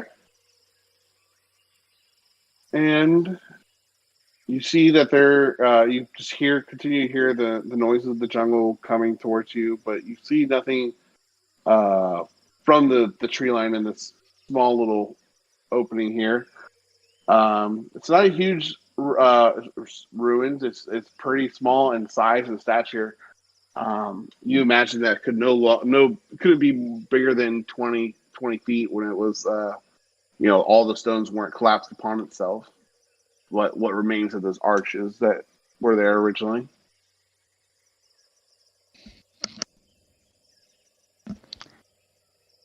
Do you guys want to investigate the what's remaining of the arches or I statues? do. Yep. See if it's still active. Sure. I'll scoot closer. Mm-hmm. So, can we tell what languages it's written in, or? Sure. Let me do this first. You know what? So, who's approaching? First, I want to just keep track of who's all approaching the altar, or the ruins. I am. Me. Joseph. Faye, Josel, Anika, Lorna, and Bart and Cronus. What are you guys doing? Are you guys going to stay a little bit away from it? Or hang back? Or are you guys going to approach it with the rest of your comrades? I mean, I'll probably hang back a little bit. Yeah, probably best to hang back. Okay, cool. So go ahead and do me investigation checks. Faye, Anika, Josel, and Lorna, and Kronos and Bart, if you guys want to go ahead and give me another perception check. Giving myself guidance as I look. Y'all. Oh. Way to go. Yeah, Wow. Way to did go. pretty good. I mean, all of you guys are examining these ruins and spending the time to kind of digest what little information there is. Obviously, most of the stuff has been smashed or unusable. I'm just adding this for flavor, Faye. I imagine you're using you detect magic and using your eyes to kind of read into these artifacts too. Oh yeah. And you Would all are that kind give me of advantage on the investigation? Yeah, sure. Between well, yeah, because with Bart showing, oh, I'm sorry, not Bart, Lorna and Joseph kind of pointing things out, and you, Faye, know, actually, Joseph, do you know Elvin too? Who all knows Elvin, I should say? I know Elvin. Okay, Elvin, And I know Elvis as well. Anika, No, and Lorna. I only know weird languages. Nope. I only got 2. Okay. Elvish. And I'm probably messing this up, so hopefully this is accurate. I thought this was correct how I read it, but you will notice that on what remains on some of the statues, you will notice that it isn't Elven, but the way it's written in the dialect, it's actually Eladrin. And I think that it still technically is Elven. It's just a different dialect. It is the script of the Eladrin. I thought that was Elven. Is that Sylvan instead? Well, Sylvan is the language of the Fae. The Eladrin would still be Elvish. Okay, that's So I was right. Believe So it is an Elvish, I guess, script, but the dialect. So the way I interpret it is, it's a little bit different dialect. It's kind of like Spanish and Portuguese, I guess. I don't know. All right, so Faye just spends a minute kind of just translating the dialect. Okay. You'll be able to ascertain that this was, in fact, the portal that you guys were talking about before. Between all of you kind of combining your knowledge and Faye translating the things that you have found here, that it was constructed by the Empress with the help of the Eladrin. And it was specifically from reading the text, it is the Eladrin from the Kingdom of Mayfell, which is in the Spring Court in the Feywild. Typically, go ahead and do history checks on that, and we'll see how much you know about the Spring Court, the Feywild, all that other stuff. Do I have advantage because of Fey ancestry? No, I don't think that works for history checks. So just thought I'd check. Yeah, fair enough. I'm just a nerd. Lorna, did you want to roll our history on that as well? She doesn't know Elvish. She doesn't know any of this. Oh, I'm sorry. That's okay. Thank you for being honest. that makes sense. I don't know Elvish, but I'm assuming I would have read translated copies somewhere. That is a 14. Sure. Yeah, it was. So, let's see here. So we got 14, 22. All right. And what was your specific question that you had? Just what I know about the Spring Court. Wasn't that what this was for? Oh, I'm sorry. You just know that you know about the Spring Court and this kingdom. This, I guess it wouldn't be necessarily a capital, but it would be one of the cities that can be found in the Spring Court. You know that the Spring Court has a king, and I'm going to fail my lore studying, but I believe his name is Oberon. Is that right? King Oberon and Queen Titania. Thank you very much. You know that they are kind of the king and queen of that perpetual landscape that's stuck in the spring. At least it's not summer. Summer is very wrathful. Okay, but if this was a thing to the Spring Court, why are there displacer beasts around here? Where did they come from here? If they did, when? Well, again, just from your history knowledge, you know that when this portal was active, that they were using this construct to pull creatures basically against their will from the Feywild. Mm-hmm. Oberon has been alive for quite some time, so at some point the evil queen has even gotten her hooks into certain parts. Obviously, not completely, because someone or something destroyed these ruins. Go ahead and do investigation. No, you guys already had rolled pretty high. You will see that the kind of after kind of studying what the rubble looked like, you'll notice that you see a way to reassemble the archways, but you know how they originally took form, but to make them like full stone and line up and back to what they used to be, you'd need some masonry skills.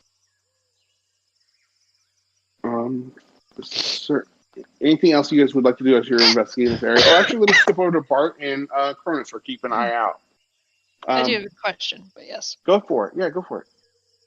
With my looking into the Empress and apparent knowledge of at least some part of the Feywilds, why would they have made a deal with her, or did she conquer their asses?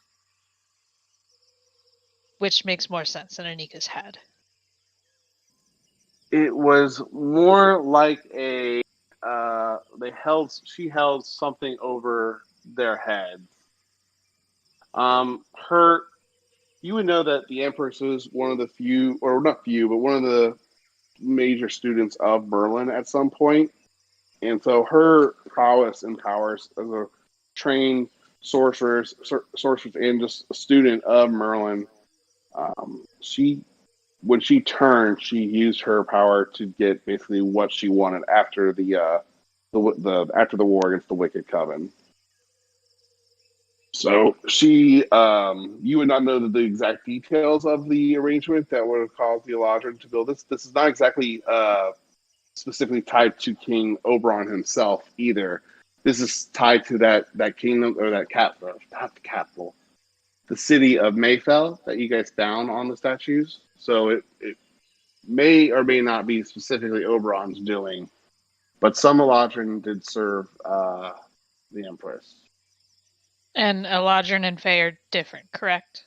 Eladrin are not part of They're their elves kingdom. that live in the Fae, so they're kind of Fae-touched elves.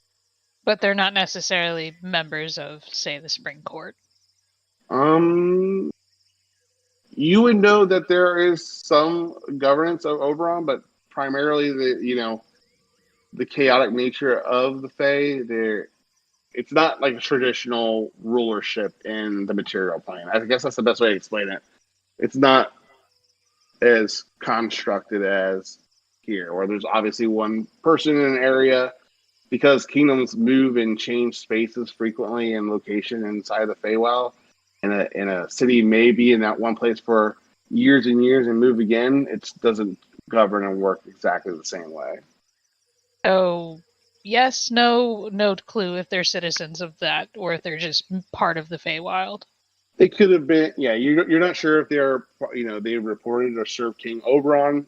You know that he's kind of like the king of the Spring Court in the Feywild, but you don't know these Eladrin worked with him, or maybe this was a zealot group of Eladrin.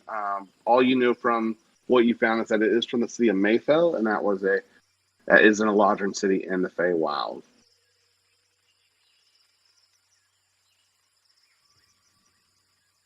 Okay. Excuse me. Does this have anything to do with Faywin? Does this have anything to do with Faywin? Yes. This, you would have to do a history check to really. Sure. Would you know about the Feywild? I do remember hearing something about it. We did ask because my brother was being sent there. We think. Because he heard rumors from the letter. And we asked around. You go ahead and do a history check, Lauren. Let's see if you know, because that's in your general region. You do know that there's a way to reach the Feywild through Faywin. Yeah, and asking Anika and Faye and. I honestly, let me double check my research. I only kind of prepare for the Spring Court. Let me just look at the other courts real quick. Winter Court is the wrathful one. Autumn is one of the more calmer one, more kindest ones. Summer is wrathful. And Winter is also wrathful, correct? Oh, yes. Winter is one of the more darker courts. It's where Queen Mab, Jack Frost, And Santa Claus are. So, okay. Santa Claus is actually the king of winter. There you go. So 19. Okay. Yes. So you do know the Fey. I'm just wondering if you would know what kind of court of the Feywild that would be. With a 19, though, I would say that you are recalling some brief studies from your youth, kind of peek out where you kind of have to be brought up on things about the Northern Kingdoms. And one of the key distinctions is the Feywind's attachment to the Feywild. And it kind of is for a long time, been somewhat mutually beneficial. But you also know that the deeper you go into it and past the agreed upon territories and into their realm, you are entering the summer court. Okay. Cool. Go ahead, and while we're at it, you find out where. While we're talking about that, and you guys have all been rolling very well for history, and just kind of building off of that, you would know that the Northern Court is, the Winter Court is sometimes usually the easiest to access that Feywild is through Noros. That's another place in the Northern Kingdom. And the best place to access the Southern Kingdom is in Karif. Or not the Southern Kingdom. Best place to access the Autumn Kingdom, Autumn Court, is in Karif and Zanza. Okay. And so back to why you guys are investigating these things. Cronus, you are going to hear something that it just breaks out of the blanket of noises from other creatures that just kind of catches your eye, or I'm sorry, catches your ear. At this point, too, before I say anything, Gek is still on your broom then, Faye, or where's Gek? Did you allow him to keep your broom up in the air? Oh no, I would have landed. Hey, you said you would keep me in the air. You said touch the ground. Well, I had to take a closer look here. I'll get him on a tree. All right, so he sits in the tree, and then as you go about doing your investigation, Curtis, you're going to hear something break out across the other chirping and noises from birds and other animals of the jungle, and this is going to register as soon as you hear that. Your awareness kind of alerts Bart, and he also catches on to the thing that's off, and you feel like there's something kind of watching you at this point. Go ahead and do. Let's see here. What would you like to do, Cronus? He went to go grab. I'm gonna. Yeah, I'm here. I just forgot to type that I'm back. I guess I'm just gonna look in the direction and just, I guess, kind of see if I notice anything. And then I assume Bart heard it with me too. So. Okay. As you start to approach the tree line where you heard the noise coming from, I'm going to go ahead and let's go ahead and just do a perception check on who was not investigating the ruins with, let me see who all was doing that. Lorna, Faye, Josel. So go ahead and try, go ahead and do perception checks. Lorna, Josel, Faye, and Anika, just straight rolls perception. Cronus and Chester, go ahead and roll perceptions with advantage. Okay.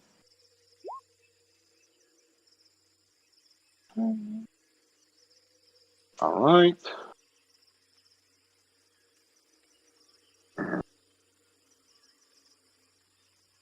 I need to review something real quick.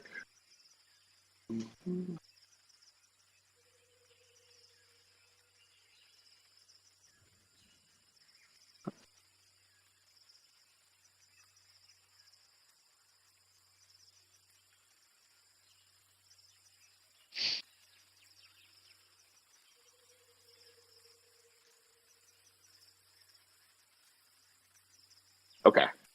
I was reading how surprise works. So we are going to go ahead and roll forward. Turns clear. I was just double checking our homebrew rules in a sense because they only surprise some of you and not all of you, and it's not really clear how that works. So we're just going to do initiative as normal, but those that were surprised, those creatures will have advantage against those other ones. If you weren't surprised, there's no advantage, but we're just going to take initiative turns as normal. It's just the ones that had surprise will get the advantage on the first round. If that's understandable, let me go here. Go to this. Go here. And you guys should see your screen, right? Yep. Or see the map, okay? Yep.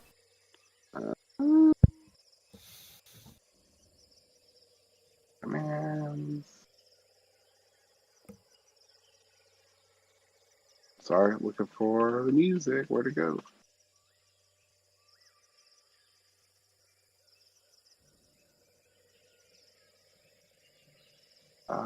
I don't know if this is it or not, but we'll try it.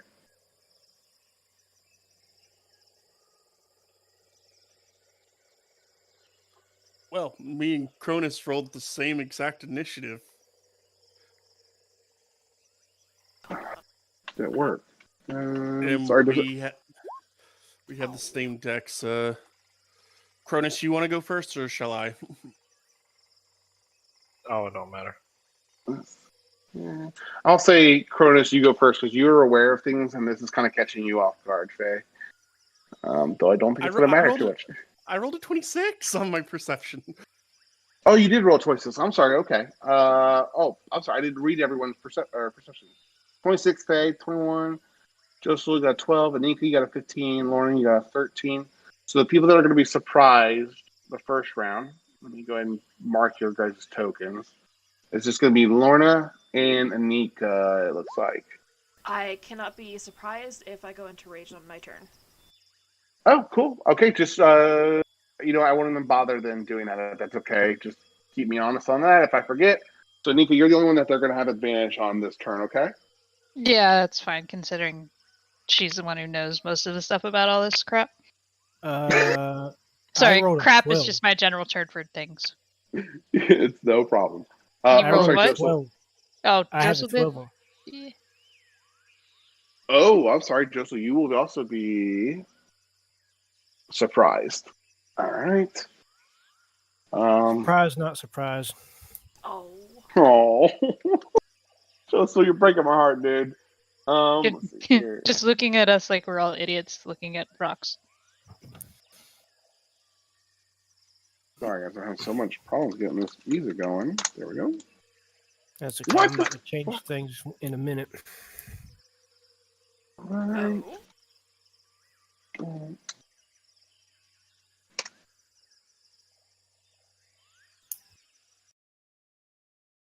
All right. Hopefully that works.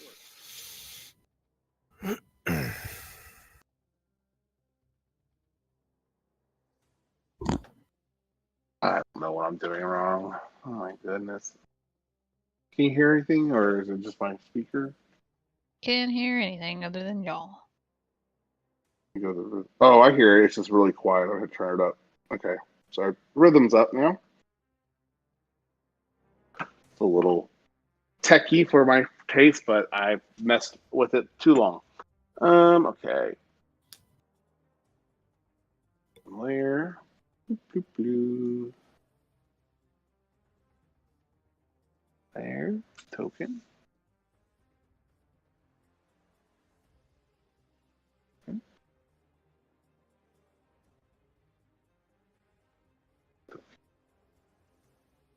Okay.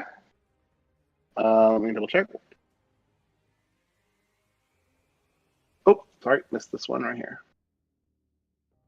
All right.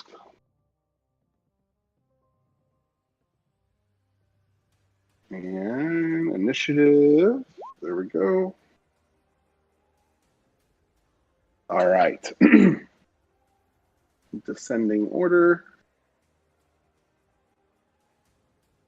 Better late than never. Anika, you go ahead and start us off. You see these beasts starting to to peek out of the tree lines and approach you guys as you guys find yourself swarmed by these statues and the altar itself. I'm surprised. Yeah, but because your whole party was a surprise, I'm just giving the attacks against you an advantage for those that were successfully surprising you. So you go ahead and just take your turn like normal then. Well then, Oh my, there's a lot of them. I don't particularly care for my position. So I'm just going to come over here, Eldritch Blast the one at the top and the one below him, or try to, and then go behind the pillar. Okay, there's not a whole lot of coverage here, but you do try to circle around the pillar to give you some distance. Which one did you strike? I'm sorry.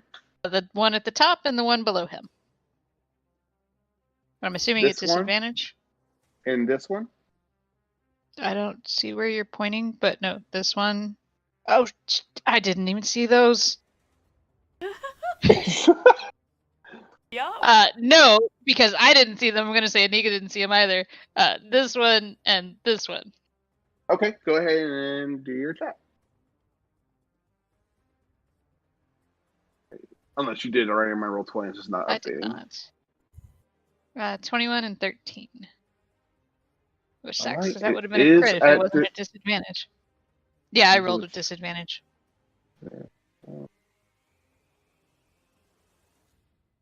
Okay, so disadvantage. So 13 is a hit, but the 20 or 28 or 21 is a hit. And the 13 is a hit too. I'm sorry, the 13 is a hit too.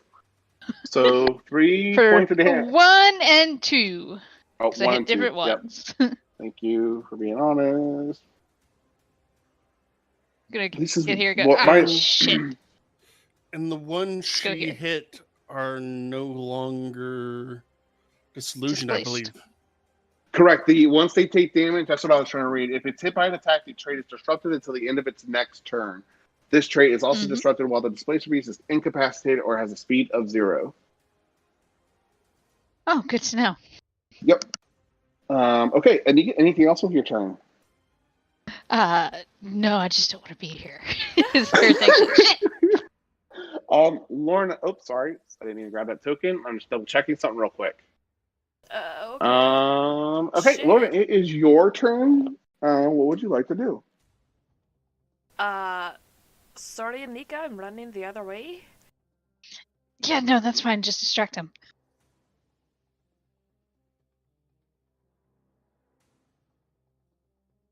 I'm gonna go there. And I'm going to hold my action. Bonus action, I will go into a rage. Rawr. And. Rawr. Rawr, yes? Okay. Very, very angry. Yes. That definitely didn't just sound like a kitten. Shit. Oh, that was so anticlimactic. What I happened? know. It didn't work. And then I will hold my action to attack with my greatsword, reckless, great weapon master. At the first one that comes near me. All right. That's going to end your turn, bringing us to Black Bart. Black Bart, what would you like to do? Turns to Cronus. I'll take the one on the right. Take the left. Okay. And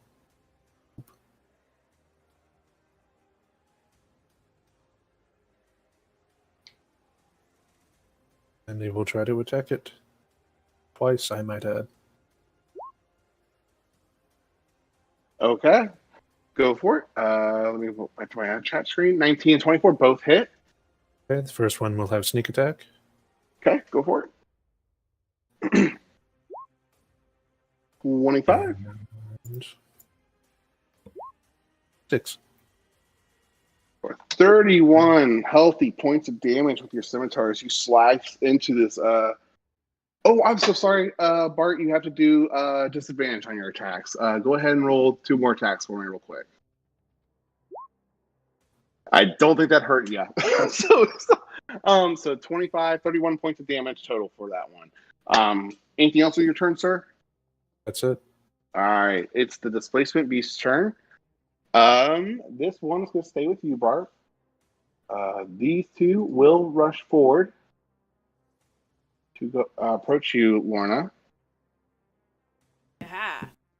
This one, I'm I'm gonna roll D2 on this one to see which one. Oh yeah, go ahead and take your action. 2 is gonna be for you, Faye. 1's gonna be for you, Lorna. Let's see which one it goes to. Okay, it's gonna go after Lorna. Yeah. It's running in. It is that is the one that was hit. I'm just tracking because it matters. This one is going to charge after you, Anika. What's its movement speed? 40 feet. Can't move that far. Nope. Okay, it's going to go up to here. Actually, it's going to dash. It's going to dash all the way up to here to get right by you. Right by you, Faye and Josel, because it can't run up past Faye without attacking, provoking it. These other ones are going to charge down. One for you, Anika. One's coming down here for you, Josel. This one's coming down here. Oh, wait, too far. It's going to dash its way up to you, Cronus, so it's using its action. So this one can't do anything. Sorry, just bear with my markings. They're not too accurate, just for my own tracking purposes. So, okay. Do you want me to do my attacks now? Yes, go ahead, Lorna. Okay. Thank you. Oh, shit. Oh. Okay. So that's definitely a hit on the first one. Which one were you targeting? The first one that got to you? Yeah. Yeah, got it. Okay. So 29 points of damage, and his displacement thing is disrupted for now. Yeah, I'm going to have to try to keep track of that. I only roll 1d6 for the crit damage. I have brutal critical now. What did it do? What did it do wrong? I'm sorry. So Brutal critical, so It didn't roll. It should have rolled. it didn't roll the extra damage though. Yeah, it only rolled. So it one only did. Oh. Shouldn't it be 3d6 then for extra Yeah, it damage? should be 3d6. Times 2. So it did the normal damage and then not enough of the extra for the crit. Try to see if it does. Yeah, if still. Still nothing. Go ahead and just roll I 2 know more that. d6 then, Lorna. That's fine if that's what's missing. Is it double? I thought it was Yeah, only it's double double. when it crit. It is double, but I have 2d6 plus my brutal critical, so all that is doubled, or rolled twice. Yeah. Okay, so how many? You're missing 3d6 total then, Yes. is that correct? Just 2d6. Just No. 2d6. Just 2. Okay, No, go it's ahead. 3 Go ahead because it's all dice that are rolled are rolled doubled. again. And you Yeah. get 2. You get 2 because of brutal criticals. Oh, So you no, should have 4 total. No. Do I get 2 now?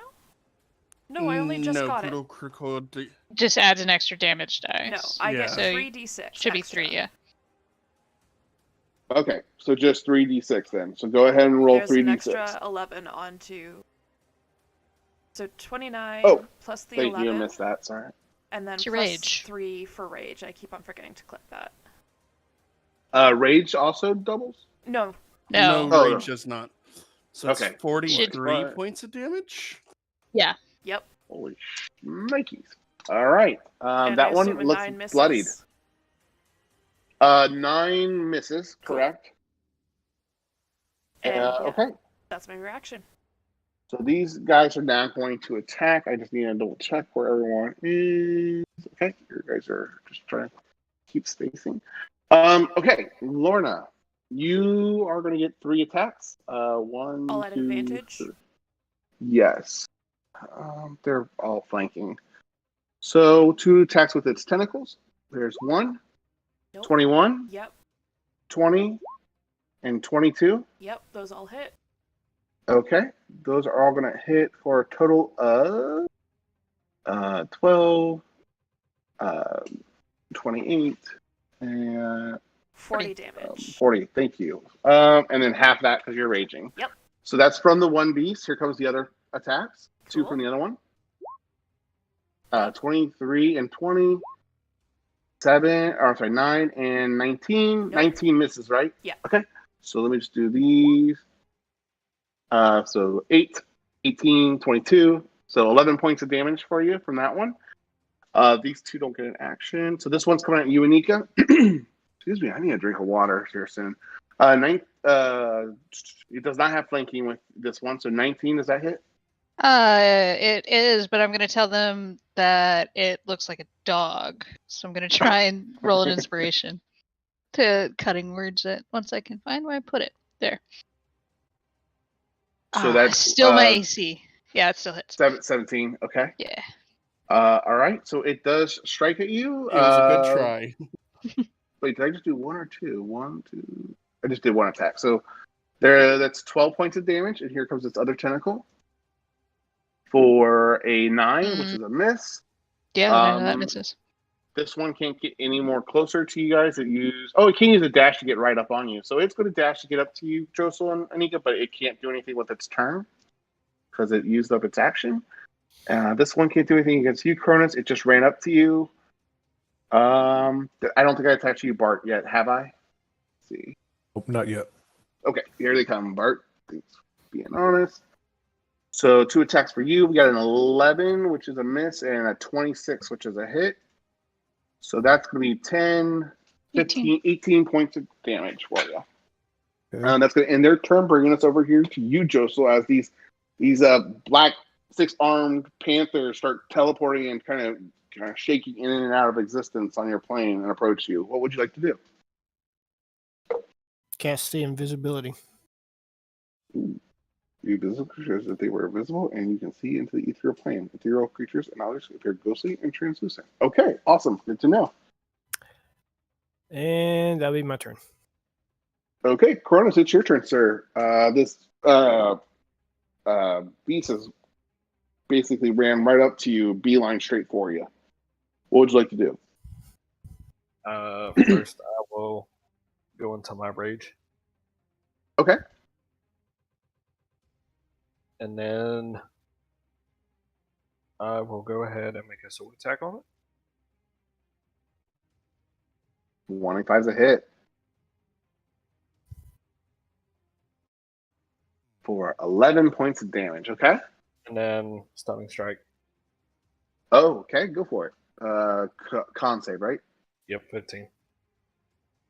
It does maintain its concentration. It's not stunned.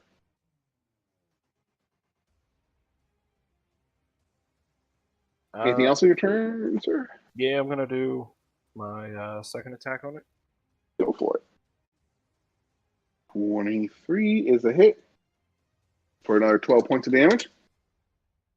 And then I'm going to go ahead and move over here next to Lorna. Okay. You're running over there? Yep. Yeah, it's going to get to attack. Right. Okay, here we go. Here comes an attack of opportunity. 12 is a miss. Okay, anything else on your turn, sir? And then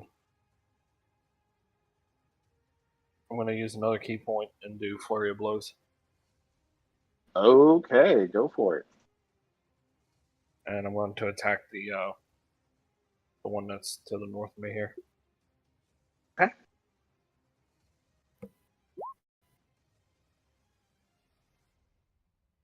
$22 is definitely a hit. Go for it. For 9 points of bludgeoning. That was the one right above Lorna, right? Mm-hmm. Okay. Anything else with your turn, or is that everything? No, that is all. Sorry, guys, I'm plugging one of my headsets into my charger so that way it doesn't die on me like last time when we got to the end of the session. Okay, Faye, it's your turn. Okay. I am going to move to here. And am I flanking with Josel right here? These are very large creatures. You just have to move a little bit over to your right, and you'll be flanking with him. Just Right one here, right there, to get flanking with them. Awesome. Yeah, when they're very big creatures, we'll usually, but that's doable. You can move in to get into flanking, so that's flanking now. I'm going to take out my sword, and I'm going to try and hit Actually, this thing. 1 second, Faye. Let me just see something. Faye, you've been spending a lot of time with your circlet, and right now you just feel, for the first time, not first time, but you just feel like a wealth of energy and power just kind of descend upon you. You just feel like anything you do is destined for greatness right now. So you're going to make your attack. Let me double check something else here. And you're doing a what type of attack are you doing right now? They're melee. Okay, go for it. 26, 21, both hit for 30 points of slashing. On the first hit, I'm going to expend a warlock slot to do Eldritch Smite. Is that a spell? It just burns a spell slot, so technically... Can it be upcasted? Yes, because it does use a warlock slot, so it could be the highest warlock slot I'd have available. So, as you cast the spell, and you start to use Smite on it, you feel that power flow through you, and you are able to upcast it for free this turn. Okay, so this is going to be an extra D. I So- just got to add an extra D8 to that. Yep. I'll roll that. Ooh. Okay. That's 15, 30, 48, 54 points of damage, and that thing is prone. 58. Oh, wait, 48, right? 30 plus 18. 54. Oh, you're upcast. Sorry, Jesus. I give you upcast and then I completely forget about it already. All right, this one does die right before your feet on that with that Eldritch Smite. Is there anything else you could do with your turn? Would I have noticed the Eldritch Smite was a lot higher than it? Oh yeah, it came out with such massive force. Yes, it was unintentional, but it does seem like you might be able to control it once you figure out why you were able to. Nika, we might have to figure something out later. Add it to the list. Okay. Anything else, Faye? Let's see. I'm just looking at how much movement I still had because I was right here. Oh, I still got a lot. I'm gonna move over here. Okay. You can go ahead. And that is my move. All right, Anika, what would you like to do? Which one is not phasing in and out? This one to the one right in front of you, the one to the right of you. Doing that thing again. Roll 20 where I click on a token and the bubbles don't pop up. Those are the ones that are immediately not phasing in and out. I believe everything else is taking damage. I'm double checking. Yes, everything else is taking damage that turn, so they are all they're all. Oh, no, that's marked for bleeding. Why has this one been attacked, Lorna? Right to your left? No, I thought so. It was the south one that I hit. Ooh, that's why I put the bleeding token on the wrong one. The one to the left of Lorna is also not phasing in and out. Then. Cool. Then I'm going to attack the one to my right. Okay, go for it.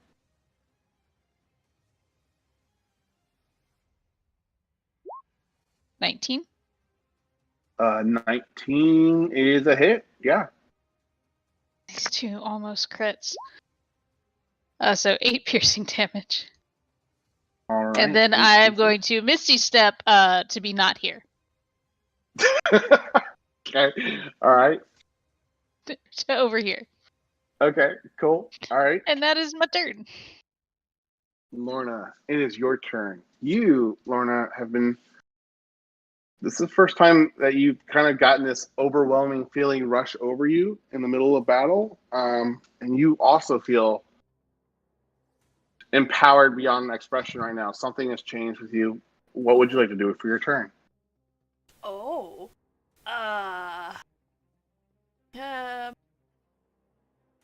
Fuck, I didn't even go into a frenzy rage. No, I'll just Reckless, great weapon master on the first one. Okay. 23. Okay. For 23 hit. 26 damage. 26 hit. Oh, I'm sorry. 26 hit damage. Yep, that takes it. Yep. This is one to your south, right? Yes. Thank you. All right.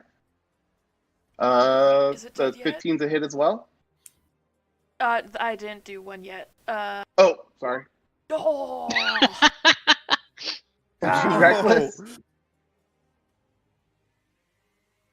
Did you reckless? Yeah. Yeah, Okay, cool. I always so reckless when I but also, I think, yeah, I don't think your crit's set up right. No, it's been going on for like a that lot one of them. does fall before you, though. And the second attack Yes. just completely annihilates the displacer beast before you. And And bonus action, because I reduced it to 0 hit points, and it was a crit, I can attack as a bonus action. okay, go for it. I'll do the one to my left. Okay, Reckless great weapon. all right, go for 17? it. Yeah, it hits. Yeah, that hits. Yes, I'm sorry. I'm just checking Alright. another note. 26 damage. All right, for 26 points of damage. Okay, that was to your left, right? Yep. Got it. And It's very angered by your attack. fuck yeah. That's my turn. All right, Bart, you also you have not been feeling this way, but since you've come back to your friends, you also are feeling this overwhelming sense of energy course through your body, radiating from your feet upwards. What would you like to do with your turn? He'll worry about the boots later. For now, he's got a big mean cat to kill. Okay.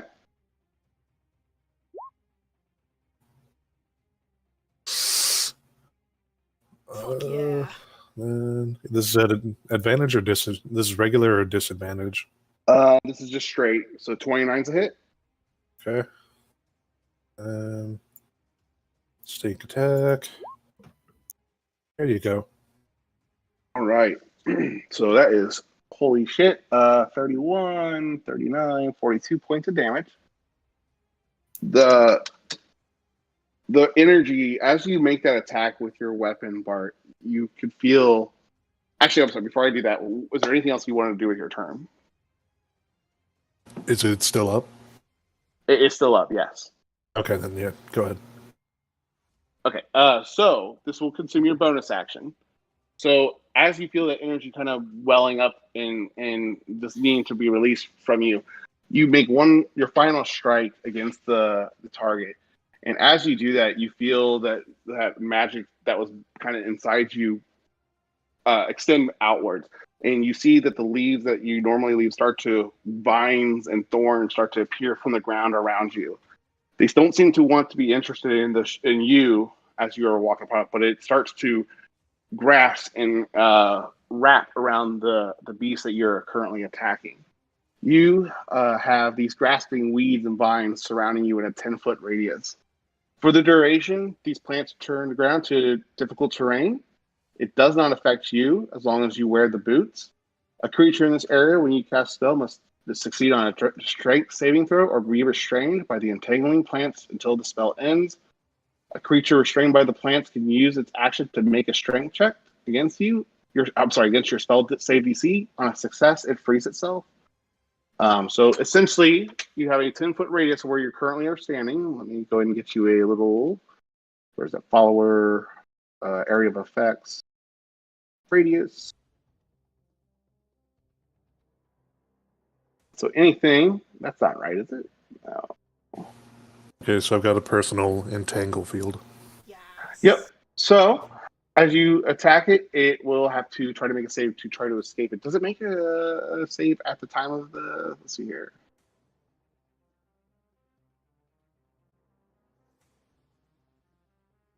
Yes, it will. Okay, so here we go. Strength saving throw.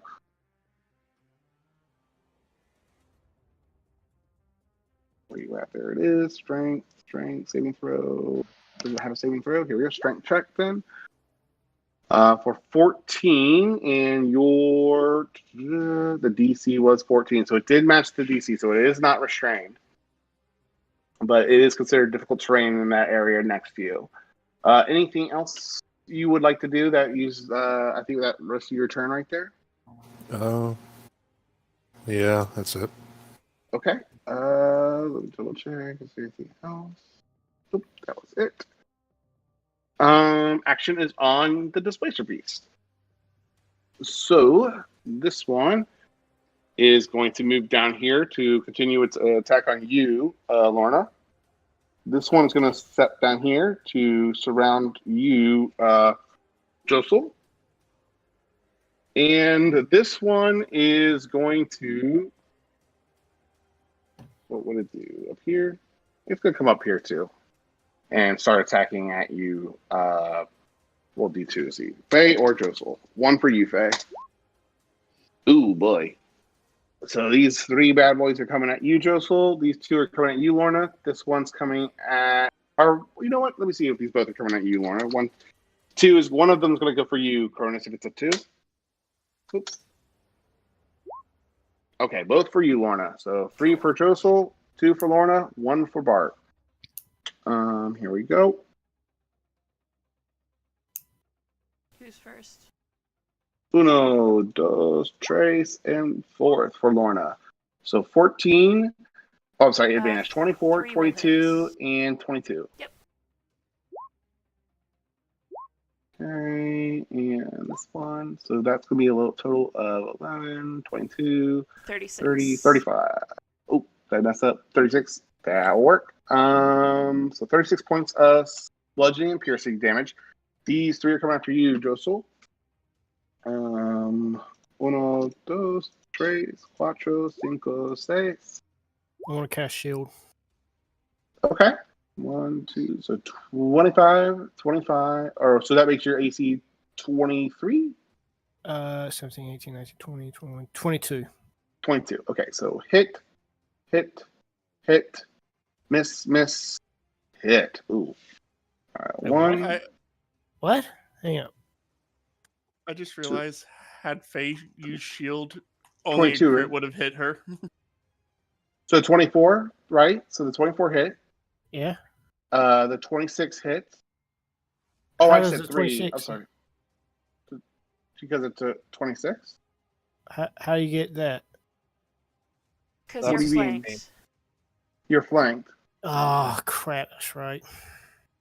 Yeah. So, but the rest of them, because you have a 22. Let's see here. 1. No, so 1 hit, 2 hits, 3 hits, 4 hits, right? 25, 25, 4 hits. 24. Yeah. Okay. So that's 16. I'm not looking at the damage. I'm just going to make sure I click all the right ones. 24. That's right. And then 26. Oh, boy. So I don't 16. I don't get the crit damage. Oh, that's right. You're wearing that, what is it? Adamantium or whatever? Yeah. So 16, 17, so that's 25. And 56 points of damage is what I counted. 14.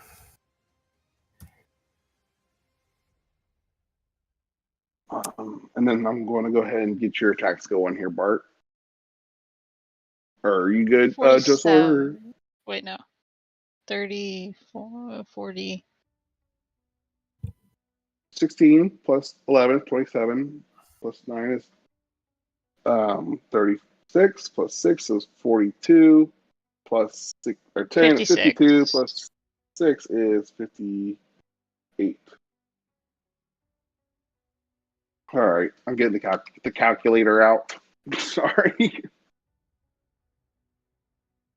Unless you already got the math figured out, Josel. Let me know. Save me the effort. Oh, I'm what? You talking about damage on me? Yeah. Yeah, it's 56. I'm down to 21 health points. So Okay. Oh, you were at 21 health points already? No, I was at 77. I'm now down at 21. Gotcha. Okay. Yeah, I can't see your health bar. I was just asking if you. Sorry, I didn't realize you did the math right. So Bart, here you go. Here's 2 technical attacks on you. Uno, dos, 24 and 14. So 24 hits, right? Yep. For 12 points of damage, and it will.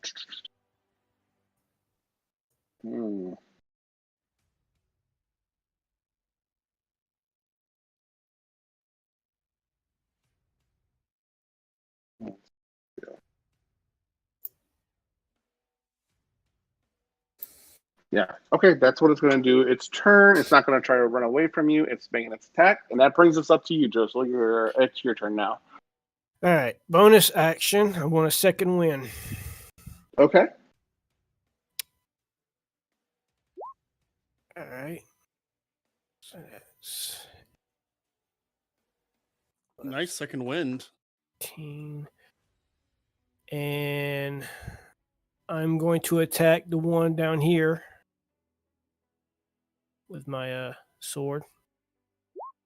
Go for it. Hit. And these are considered. Oh, let me double check. No, they're monstrosities. I thought you had like a fey for at one point. 8 points of damage.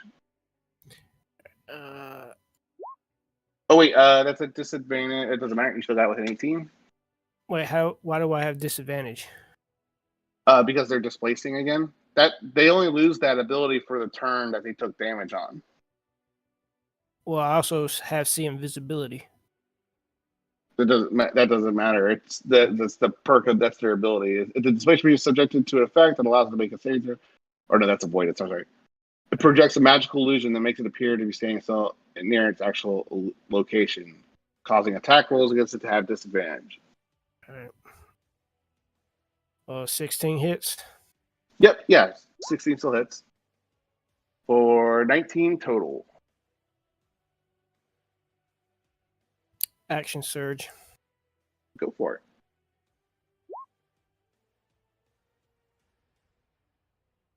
There's a 13 hit. It hits. Yeah. For 9 more points of slashing damage. Okay.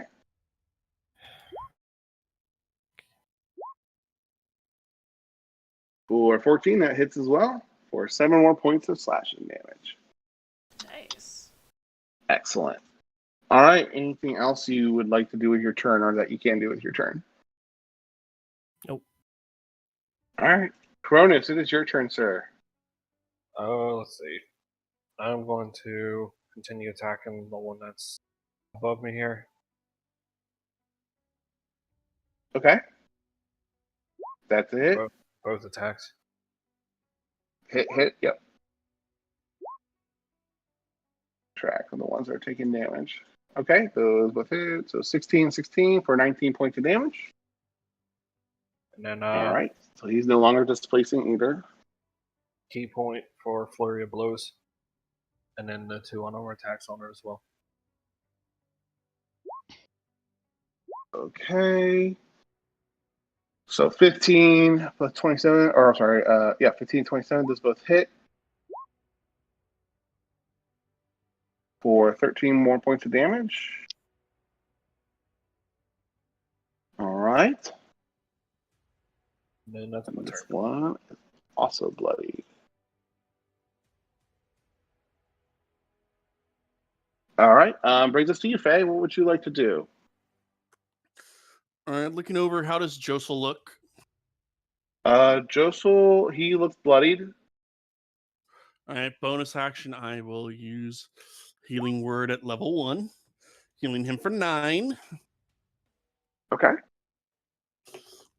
And then I will attack this one. Okay. Go ahead. So 24 I will use luck on that 11. Okay. Go ahead, roll. And you're targeting the bottom left one, right? No, the one Josel hit. Oh, sorry. So that would be 24. Wait, then 24 and 18. Those both hit for 20 points of slashing damage total. Yep. Okie dokie. Anything else with your turn? That is it. Anika, it is your turn. All right. Well, this isn't going terribly, but it's not going great.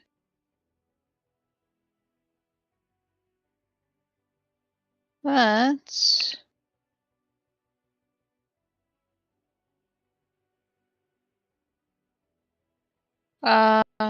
I'm going to cast Dissonant Whispers at this one. Okay, go for it. So just need to find the spell in my attacks. There.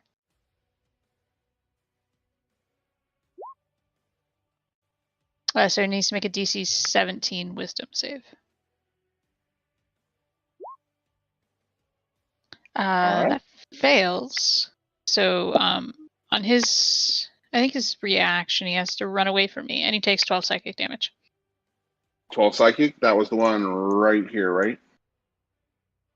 It was this one, yeah. Yep, perfect. 12. So its turn, it has to run away. I don't think it's on its turn, but hang on. As a On a failed reaction, it save, has to run away. takes the damage, and must use this reaction, if available, to run as far as its speed's allowed away from me. Okay, it will try to run away, and that will give Josel and Faye a attack of opportunity on. That's on forced movement. No, It's its no. reaction. It's technically not. It's not forced movement like something pushing it. It is having to move away on its own accord. It's just doing it against its will. It's not something shoving it. It's something he has to do. Okay. So 22 and 12. Those are both the 12 will miss. I'm sorry. So 8 points All of good. slashing damage. Turn. And anything else, Anika?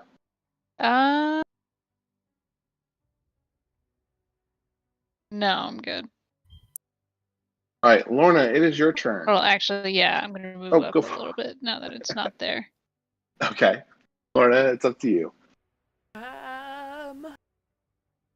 I will attack this one. Which one? I'm sorry. South. All right, go for it. Reckless Great Weapon. Okay, 23. that's a hit for sure. For 27 points of damage. All right. One more of those. Okay, 14 that's a hit. for another 26. Holy cannoli. So 79 points. For So I'll take another. 79. Yeah. It is very much so bloodied. Anything else with your turn? You still feel that overwhelming sense of power right now, I guess, or not over. It's just you feel the change in you right now.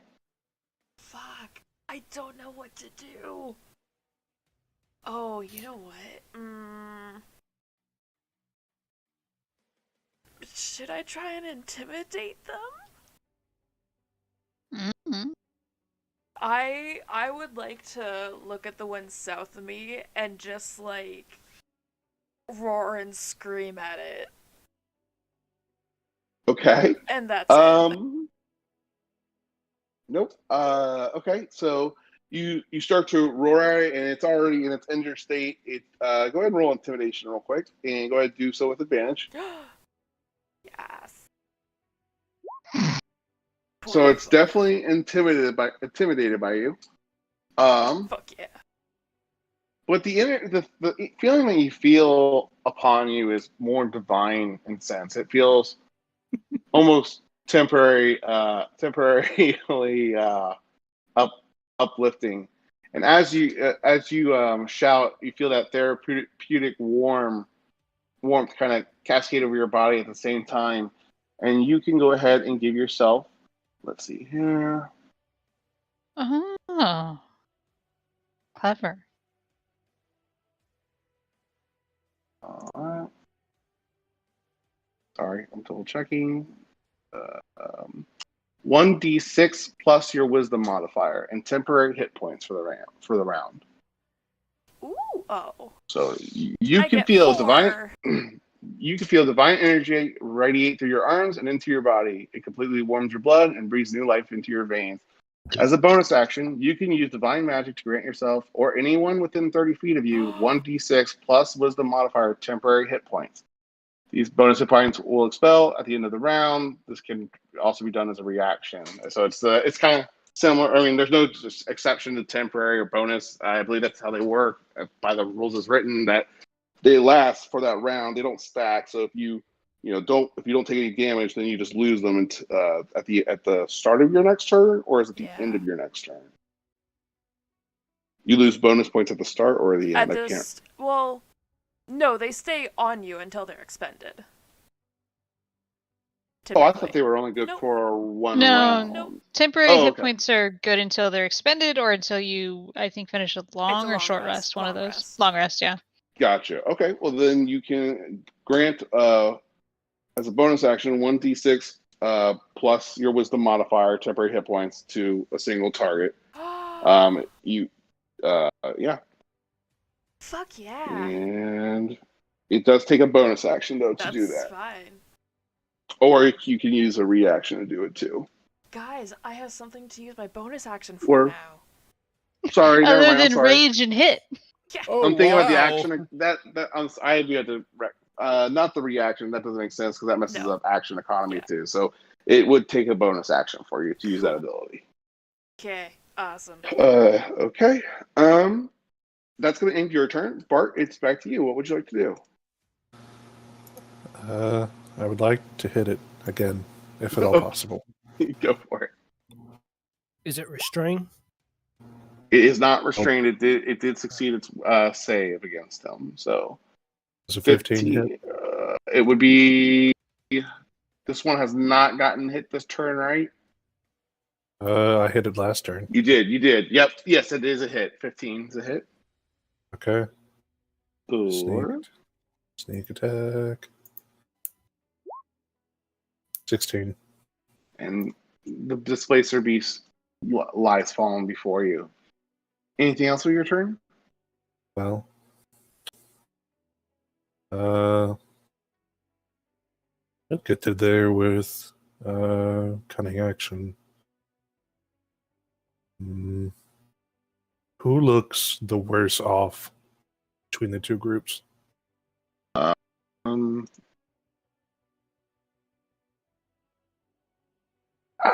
I think out of the two groups, Josel might be the only one that's bloodied. Okay. And I will head this way.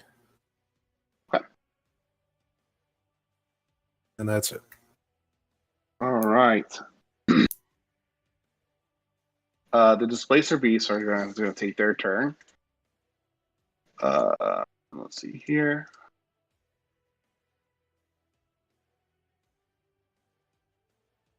All right. The one frightened is going to continue to start running away. And these other ones are all going to take the disengage action, and they're also going to start running away.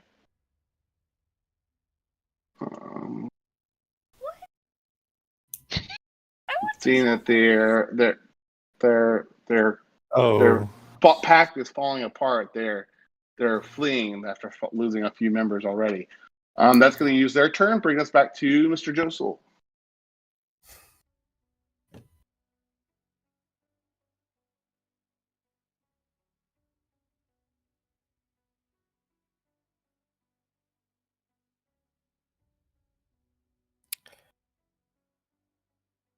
Hold up.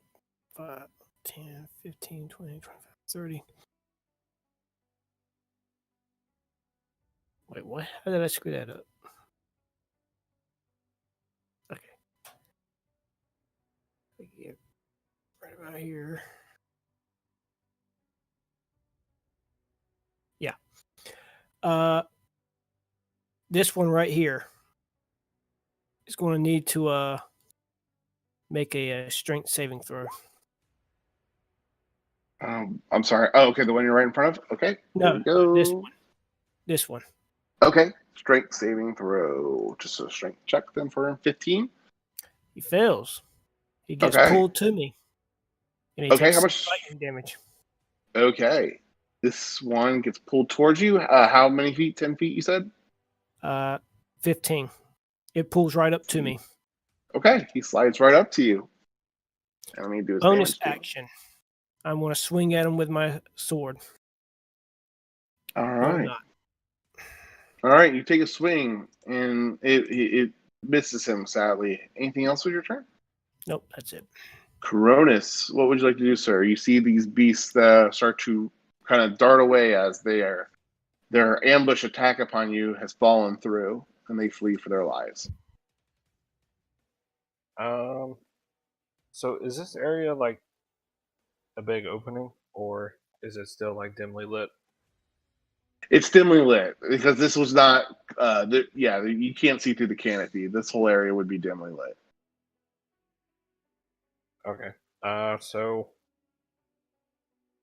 bonus action, I'm going to shadow step to my 60-foot mark right here. Okay.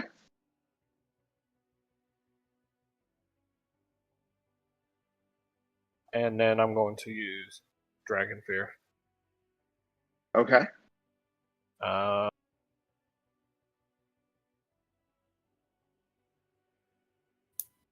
Force each creature of your choice within 30 feet of you to make a wisdom save. Okay. 1, 2, 3, 4, 5. What's the DC? It is 14, if I'm not mistaken. Let me make sure I've updated this. I think it's 15. No, it's 14. 14? Okay, so pass, pass, pass. Fail, pass. So the one here clockwise. 1, 2, 3, 4. So this one is the one it did not fail. The one on the bottom left. I'm gonna go put this on for now. There we go. To mark the ones that are afraid of you. So they have a disadvantage of attacks made against you, or they're not even allowed to attack you, correct? It is. No, it doesn't say. I believe it's they have disadvantage on attacks if I'm within sight, and they're not allowed to move towards me if I'm not mistaken. I think that's right. That's not. I'll look it up. Is there anything else you can do with your turn?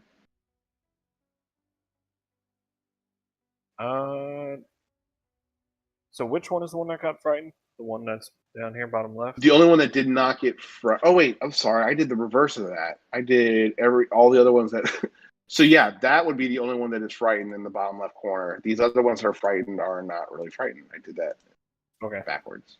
I am going to use the rest of my movement to kind of work my way down and kind of block the path a little bit. Okay. Go. Anything else? No, that's it. All right, Faye, it's your turn. You see these panthers start to dash away from you as you fell their fellow hunters. What would you like to do? All right. I'm going to move up slightly to here. I'm going to bonus action cast Hex on this one. Mm-hmm. And then let's go with a classic Eldritch Blast. Start blasting them. All right. Hit and hit. This one falls now. This is the one that you targeted, the one that Joseph just lightning rodded, right? Yep. Okay. Did it die on the first hit? Would have been 12 points of damage. First one was 12. Yes, it would have died on the first one. Mm-hmm. All right, so then I would have moved the second one to this one. Then it wouldn't take the hex damage though. It would just take the 15. 15. Okay. And that one now looks bloodied as well. Old man, you got that one. No, I don't. Oh, don't be so pessimistic. Anything else? That's it. Anika, your turn. All right. How's the one that I scared away? It's not bloody, but it is running away. No, that's not worth it. All right. Well, Josel's got that one, so I'm gonna Eldritch Blast this one. This one right here? The one with the 2 dots. Okay, go for it. Is it normal or disadvantage? This one I do not believe was attacked or targeted. Faye, you did not target this one. Just nope. You just target this one. So this one is still displacing it for now. Well, I think I hit him the first time, so the Yeah, other one you should be got him. normal. For So, 19 damage. okay, it's severely wounded, but it is still trying to get away from you at this point. Anything I else? am. One sec. I'm going to inspire Josel. Like, you got this, old man. I believe in you. So you have an inspiration. And that'll be my turn. All right, Lorna, what would you like to do with your turn? I am going to run 40 feet to right there. Okay, in between the two, got it. Yep. Oh yeah. Fuck yeah. And I am going to recklessly attack this north one. North? Nah, let's go south. Reckless Okay. Great Weapon Master. Go for it. Hit. 28 damage. All right. The one to the south is no longer moving, and it is dead now too. Perfect. I will reckless attack with my extra action and my bonus because I killed one. Okay. So 2 more attacks. Reckless, 24, 24 both hit. Oh, yeah. Holy shit. This one no longer is living. Did not put an X for it. There you go. You've slain another one. Do you have any more movement left? Nope. Bart, That was that brings everything. us to you, sir. Unless there's anything else, Lauren, you want to do or say? She's just flexing her arms in rage. Okay. Covered in the blood of another beast. And Yep. that brings us to your turn, Bart. Cunning action dash. Okay. So 35. Oh, 35. And 40. 45. And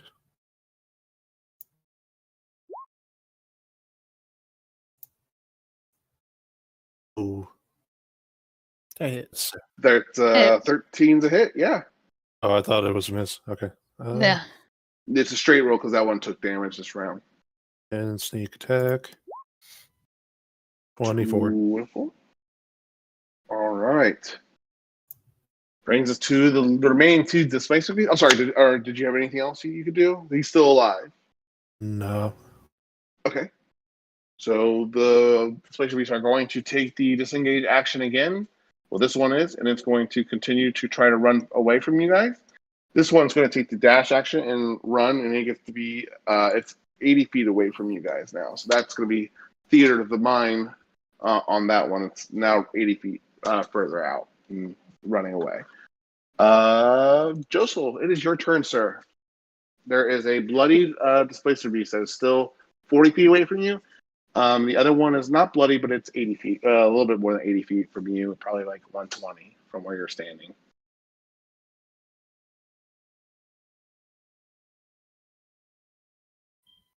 To 130 to be specific. With 30 feet. I'm going to do lightning lore. Okay. Make a strength save. All right. On the one right next to you? Yeah. All right. More 15 feet away from me. All right. Strength save. All right. It does make it, but does it still take the damage? Nope. Okay. Anything else? Nope. Cronus, what would you like to do?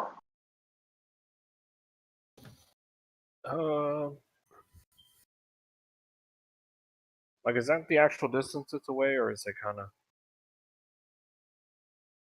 The one right next to you is the actual distance. The other one is it moved 80 feet from where it was. So you are probably 140 feet away from the other one right now.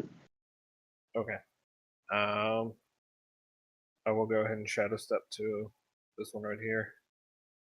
Okay. And then make my 2 attacks. Go for it. Hit and hit. 10 and 8, so 18 total. It is very much on death's door. Is there anything else you want to do? Yeah, I'll go ahead and apply Stunning Strike just to keep it here. Okay, go for it. Con save, right? Yep, 15. Ooh, it is stunned. All right. Anything else with your turn? Nope. All right, Faye, it's your turn, sir. Or ma'am. I'm gonna move up. I'm gonna move Hex to this one with my bonus action and fire 1, fire 2. All right. The first one is enough to slay the beast as it's trying to run away. And at this point, we're going for right now. Combat is tentatively at the end as the other one's fleeing away about 100. At this point, about 80 feet away from you, Cronus. You guys can continue to pursue or do something else you'd like. What would you like to do, Faye? Starting with you, Faye. Well, so how many do we have around here, guys? You've got a total of 7 already killed. How many were we supposed to get? As many Well, it's not as simply 2 to killing 3. them. It we wasn't need simply killing good them. pelts. You have to get nice, like really nice quality pelts, and We'll have to find out how he carved these use up. use a careful hand, I should say. But So we should probably kill that other one if we can, Faye. Want to snipe? Oh, sure. okay. Yeah, I'm gonna have to get. I'll have to get closer because it's 80 feet from Cronus, and Cronus is 40 feet away from you. yeah. Then in its turn, it's gonna move another 80 feet. Oh, well, then I'm going to walk up here and Misty Step. And then fire. Because I have extra distance on my Eldritch Blast. Okay. So how far is your range? 100? 240. Oh, you got it. Go for it. So I have Spell Sniper. All right. Cool. It's a hit. And another hit. For 13. 13 points of damage. Okay. Anything else with your turn? I can't really attack it again. All right, Lorna, what would you like to do? You see this beast kind of take off into the brush. It looks like Anika was able to get a shot off in the distance, but it is getting into the thick of things. Would you like to pursue, or anything else you'd like to do? Lorna is in such a rage that she doesn't know what to do. She's kind of like, she knows it's too far, but she still really wants to hit things. Okay. So she's gonna go over to this tree and just start hitting it. She'll take out a hand axe and just chop it down. All right. All right. So Lorna's getting out some aggression on the tree since she doesn't think she could chase after the beast itself. Bart, is there anything else you want to do? Or are you pursuing as well? How far away is it? It's 80 feet away from Cronus. So it would be like 105 feet once you get to Cronus. Away from Okay. I could, but that's a waste of effort on my part. Okay. Just gonna probably head on over to watch Lorna cut down a tree.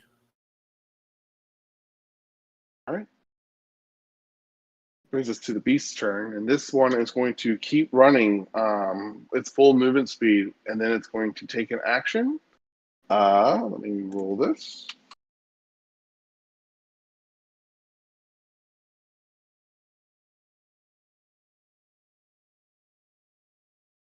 All right, and it is starting to get further and further away from you, Cronus, and it looks like where you would expect it to kind of break free from a tree that's obstructing your line of sight as it's kind of dashing away in between things. As you expect it to come on the or appear on the other side of a tree, as it runs behind something, it just disappears. It doesn't come out the other side, and your eyes start darting around to try to track it. Or you know what? I'm sorry. Go ahead and do a perception check, Cronus, because you are. Let's see if you see it, because it is trying to hide. Okay, good. So it is able to start darting away from you and start to get. And you, at this point, you have lost a visual on it. Which in combat tentatively, depending on what you guys want to do next, but you guys are left around the altar with some of the bodies of the displacer beasts that you had been hunting. Gek is just kind of blown away, looking over the mess and kind of counting his blessings that him and his comrades did not jump you. He starts climbing down from this tree, and he's like, starts kind of saying things that kind of support that in the sense of like, I can't believe you guys took care of these all by yourself, and just other kind of congratulations. So what would you guys like to do as you are there with the bodies? Gonna watch for a bit, make sure that the thing doesn't come out from behind the tree it hid behind, and then after like a minute, if it's still gone, try and harvest some pelts. Okay. So you're only going to have one chance at each body to try to harvest a pelt. All right. So first off, before we do that, whoever's gonna do harvest. I'm first gonna pop off this to get you a D4 to add to the ability check. I will also offer guidance, which will give you another D4. okay, so who is wanting to try to? Is that Nika? You want to try to harvest it? This will be a survival check. Thinking, she's gonna ask. So Cronus, Lorna, you guys are more outdoorsy than me. How good are you at getting pelts? I mean, I've skinned many when I was a child. I'm okay at it. On a scale of like 1 to 10. Just above halfway. Same, actually. And that's with almost literally no practice. Great. And Cronus, you? Oh, you should probably let her do this. Right, so Lorna wants some help? Sure. All right. Alright, So add the wonderful D4 magic and go ahead and roll me a survival check, one at a time for each beast that you're trying to skin. Advantage no. because I'm helping? No, this isn't going to be. There's not really a way that help with the skinning of this animal. Do you have enhanced ability? Maybe that could help her? I do not. I could inspire her. You got this, Lorna. Italy fine. You can add a D8 to that. Whenever you feel like it. Roll your 2D4. 2D4. You got another D4s? Because I'm also giving you guidance too. 18. I don't think you can stack guidance. No. This isn't guidance. Emboldening Bond is separate from guidance. Because one is a spell, the other's a class ability. All right. So, Lorna, you were able to harvest your first with the guidance and the other bonuses. You were able to harvest one pristine pelt from one of the displacer beasts. Okay. All right, piece number 2. Okay, you still got Emboldening Bond, and I'm giving you guidance again. Good. All right. You don't have to roll the extra d4. You did get another pristine pelt. Okay.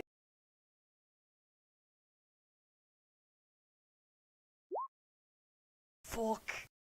You did it again. You're good. You got 3 of them right now. Okay. Let's keep this up. Giving you your bonuses. Holy shit. Oh. Okay, you got 4 Giving you of the them. bonuses. Do you want a hand at it, Josel? Do you want to try one? No. Let's They keep only it needed going. 2, maybe 3. Oh. Ugh. One was not. Your hand slipped on that one, and you weren't able to pull the pelt off that one successfully. Nothing usable, at least you don't think for Viesa. I think No. it's the last one, if I recall correctly. No, but go I've ahead. been going. I have 2 more. Oh, Yeah, we okay. got 2 more. Get your bonuses. That's 1 more pristine one. Yes. You That got your one bonuses. is not a pristine And one. you can That is add another. She's You Oh, can go add ahead, a add your D8 as bonuses. well. You can add a D8 to that Got too. a whole bunch of shit. Because I Alright. inspired you. And you got the guidance too. So Yeah. You got a this is clothing not a bond. this is not a pristine one, but you think it could still be usable by Viesa. You're not going to get as much money as you would for a pristine one, or probably the same trading value, but this is still worth something to Viesa, you imagine. Okay. So that was 4 pristine ones 5. and 1 good one, or 5? Okay, 5 pristine, pristine ones. 1 1 regular, good. 1 failed. Okay, There were 7 total. all right. Damn. So let me see. Agreement-wise, she did promise she would give or help Joseph with his +2 armor enchantment for 1 pristine. She needed 1, and then she also promised 1. What was the other agreement? She promised to make us a pelt, a cloak, if we got her. That's right. That's another right. one. She would make you one as well. So that's 3 of them. You have 2 other ones that she'll pay you for outright, or you could use as bargaining chips to maybe get something else that's on your wish list, or bring down the price of something else. But she will give you, I think, with 5,000 gold per pristine pelt. Yes, it's 5,000 gold for pristine pelt that you bring back to her. Yes, so We it's can get her to make a Pokeball. Oh, and 4,000 for the good quality pelt. She said anything of high quality, but obviously not pristine, she would give you comparative gold for. The only other pelt that she would consider taking most likely is she'll give you 4,000 gold. So you're going to have a total of 14,000 gold if you just do a straight trade for the other pelts to Viesa. Holy shit. Oh shit. It's very hard to Mm-hmm. kill these things for the average folk, not for Karuda, obviously. Yeah. Told you we should go here. We are at the magic hour, and I kind of like. Is there anything else that you guys want to do here? I'm going to kind of fast forward us back to Madeir, if that's okay, before we close up for the night. Is there anything you guys wanted to do prior, though? I think Anika's just gonna look at all the stones and visually in her head reconstruct the portal, but not actually make it. Just if we ever need to. Oh, okay. You'll spend maybe 30 minutes to an hour tops, kind of studying the site further to kind of reconstruct it and do a proper etching of what you imagine that the stones, when they are not crushed or destroyed, what their former glory would have been. Anything else that anyone wants to do in this area before you take back or start heading out of the jungle? Did we want to take some of the meat back? For anything? To eat, or... I don't Sure. know. Can you eat displacer meat? Is that a thing? I don't think I ever looked that up. I got an idea. You don't know of any recipes. I'm looking at the badly butchered one. Gek, you want to take that one to your village? You were such a good help. And he gets really excited about that. He's like, absolutely, my village will be really happy that I brought this back. I might try to tell them I took credit. I look at him. Look. You tell them that you made some friends and that not all humans are bad. Yes? As long as you guys continue to treat goblins good, I think this was a change of perspective for myself today. Good. And you'll stay away from any of other humans who come in here, correct? As long as they stay away from us, we're just trying to get away from the fight. We came here to not die. All right. All right. Anything else from anyone? All right. So it took you a few hours from Tadeo to get out to the jungle and a few hours in the jungle. Or not a few hours to get to the jungle from Tadeo, but after leaving Tadeo, so all in all, you guys have been probably chopping through the wood, tracking down these ruins for a total of five hours tops. And to get back to Tadeo and outside the jungle to kind of the way you come, let's go ahead and do a quick survival check. Go ahead, Josel, because you're using Ichabod, and do so with advantage with Ichabod's perception to get you out of there.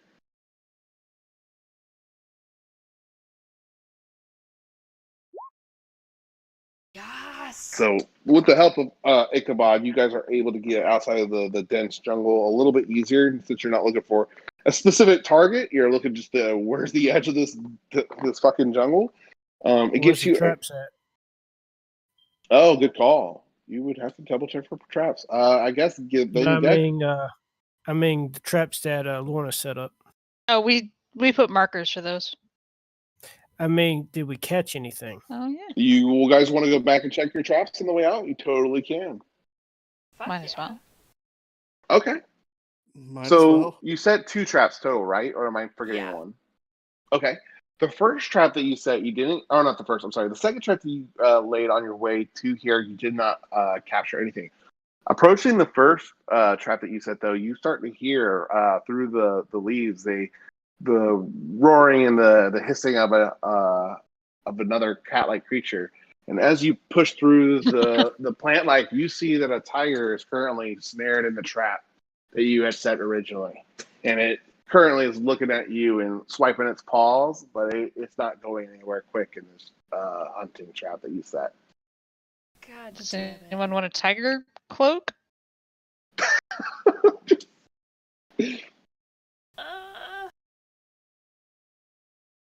No, but yes, but no. It's either that or someone has to heal the cat because that's an injured paw and it's going to make it hard to survive as a predator. If I could heal, I'd heal it.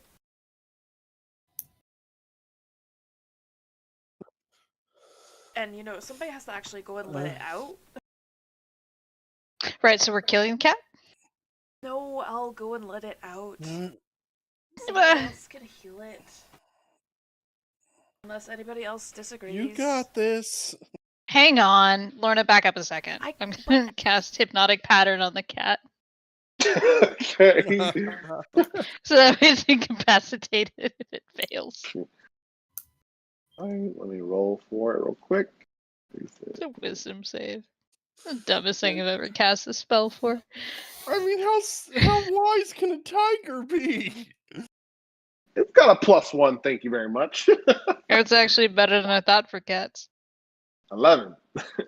It does not it pass. is incapacitated.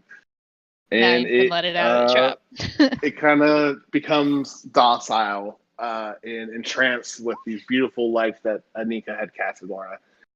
So you are able to free it with relative ease or without risk. Is there anything that you'd like to do after releasing it besides, or are you guys just going to heal it and run away from it? Heal it and then run away. Heal it and run away. Okay. But it's so as you depart, you release the pattern. As soon as you're at a safe distance away, you hear it kind of react like it was when it was first trapped, hissing and meowing, or hissing and roaring at you. But now that it's free, and as quickly as it registers, you can hear it depart away from where you guys were heading. It'll take you guys it'll take you all day to make it back to Madeir before night, before it's too late at night. Do you guys want to go all the way back in one night, or do you want to set up camp along the way? Ooh. I'm good with either or. I'm good with either. How about you, Josel?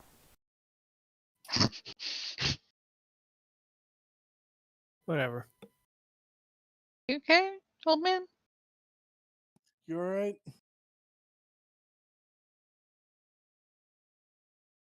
All right. Well, I mean, that's where we'll go ahead and call it, I guess. If you guys decide where you guys want to, where do you guys want to stop? Then, I mean, I need you guys to tell me what you guys are doing.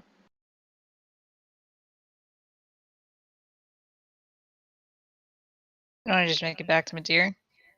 Sure. You guys return back to Madeira. Are you guys still sharing rooms, splitting rooms? How are you guys handling your sleep arrangements? Last time we played, you guys were all in a tiny hut at night.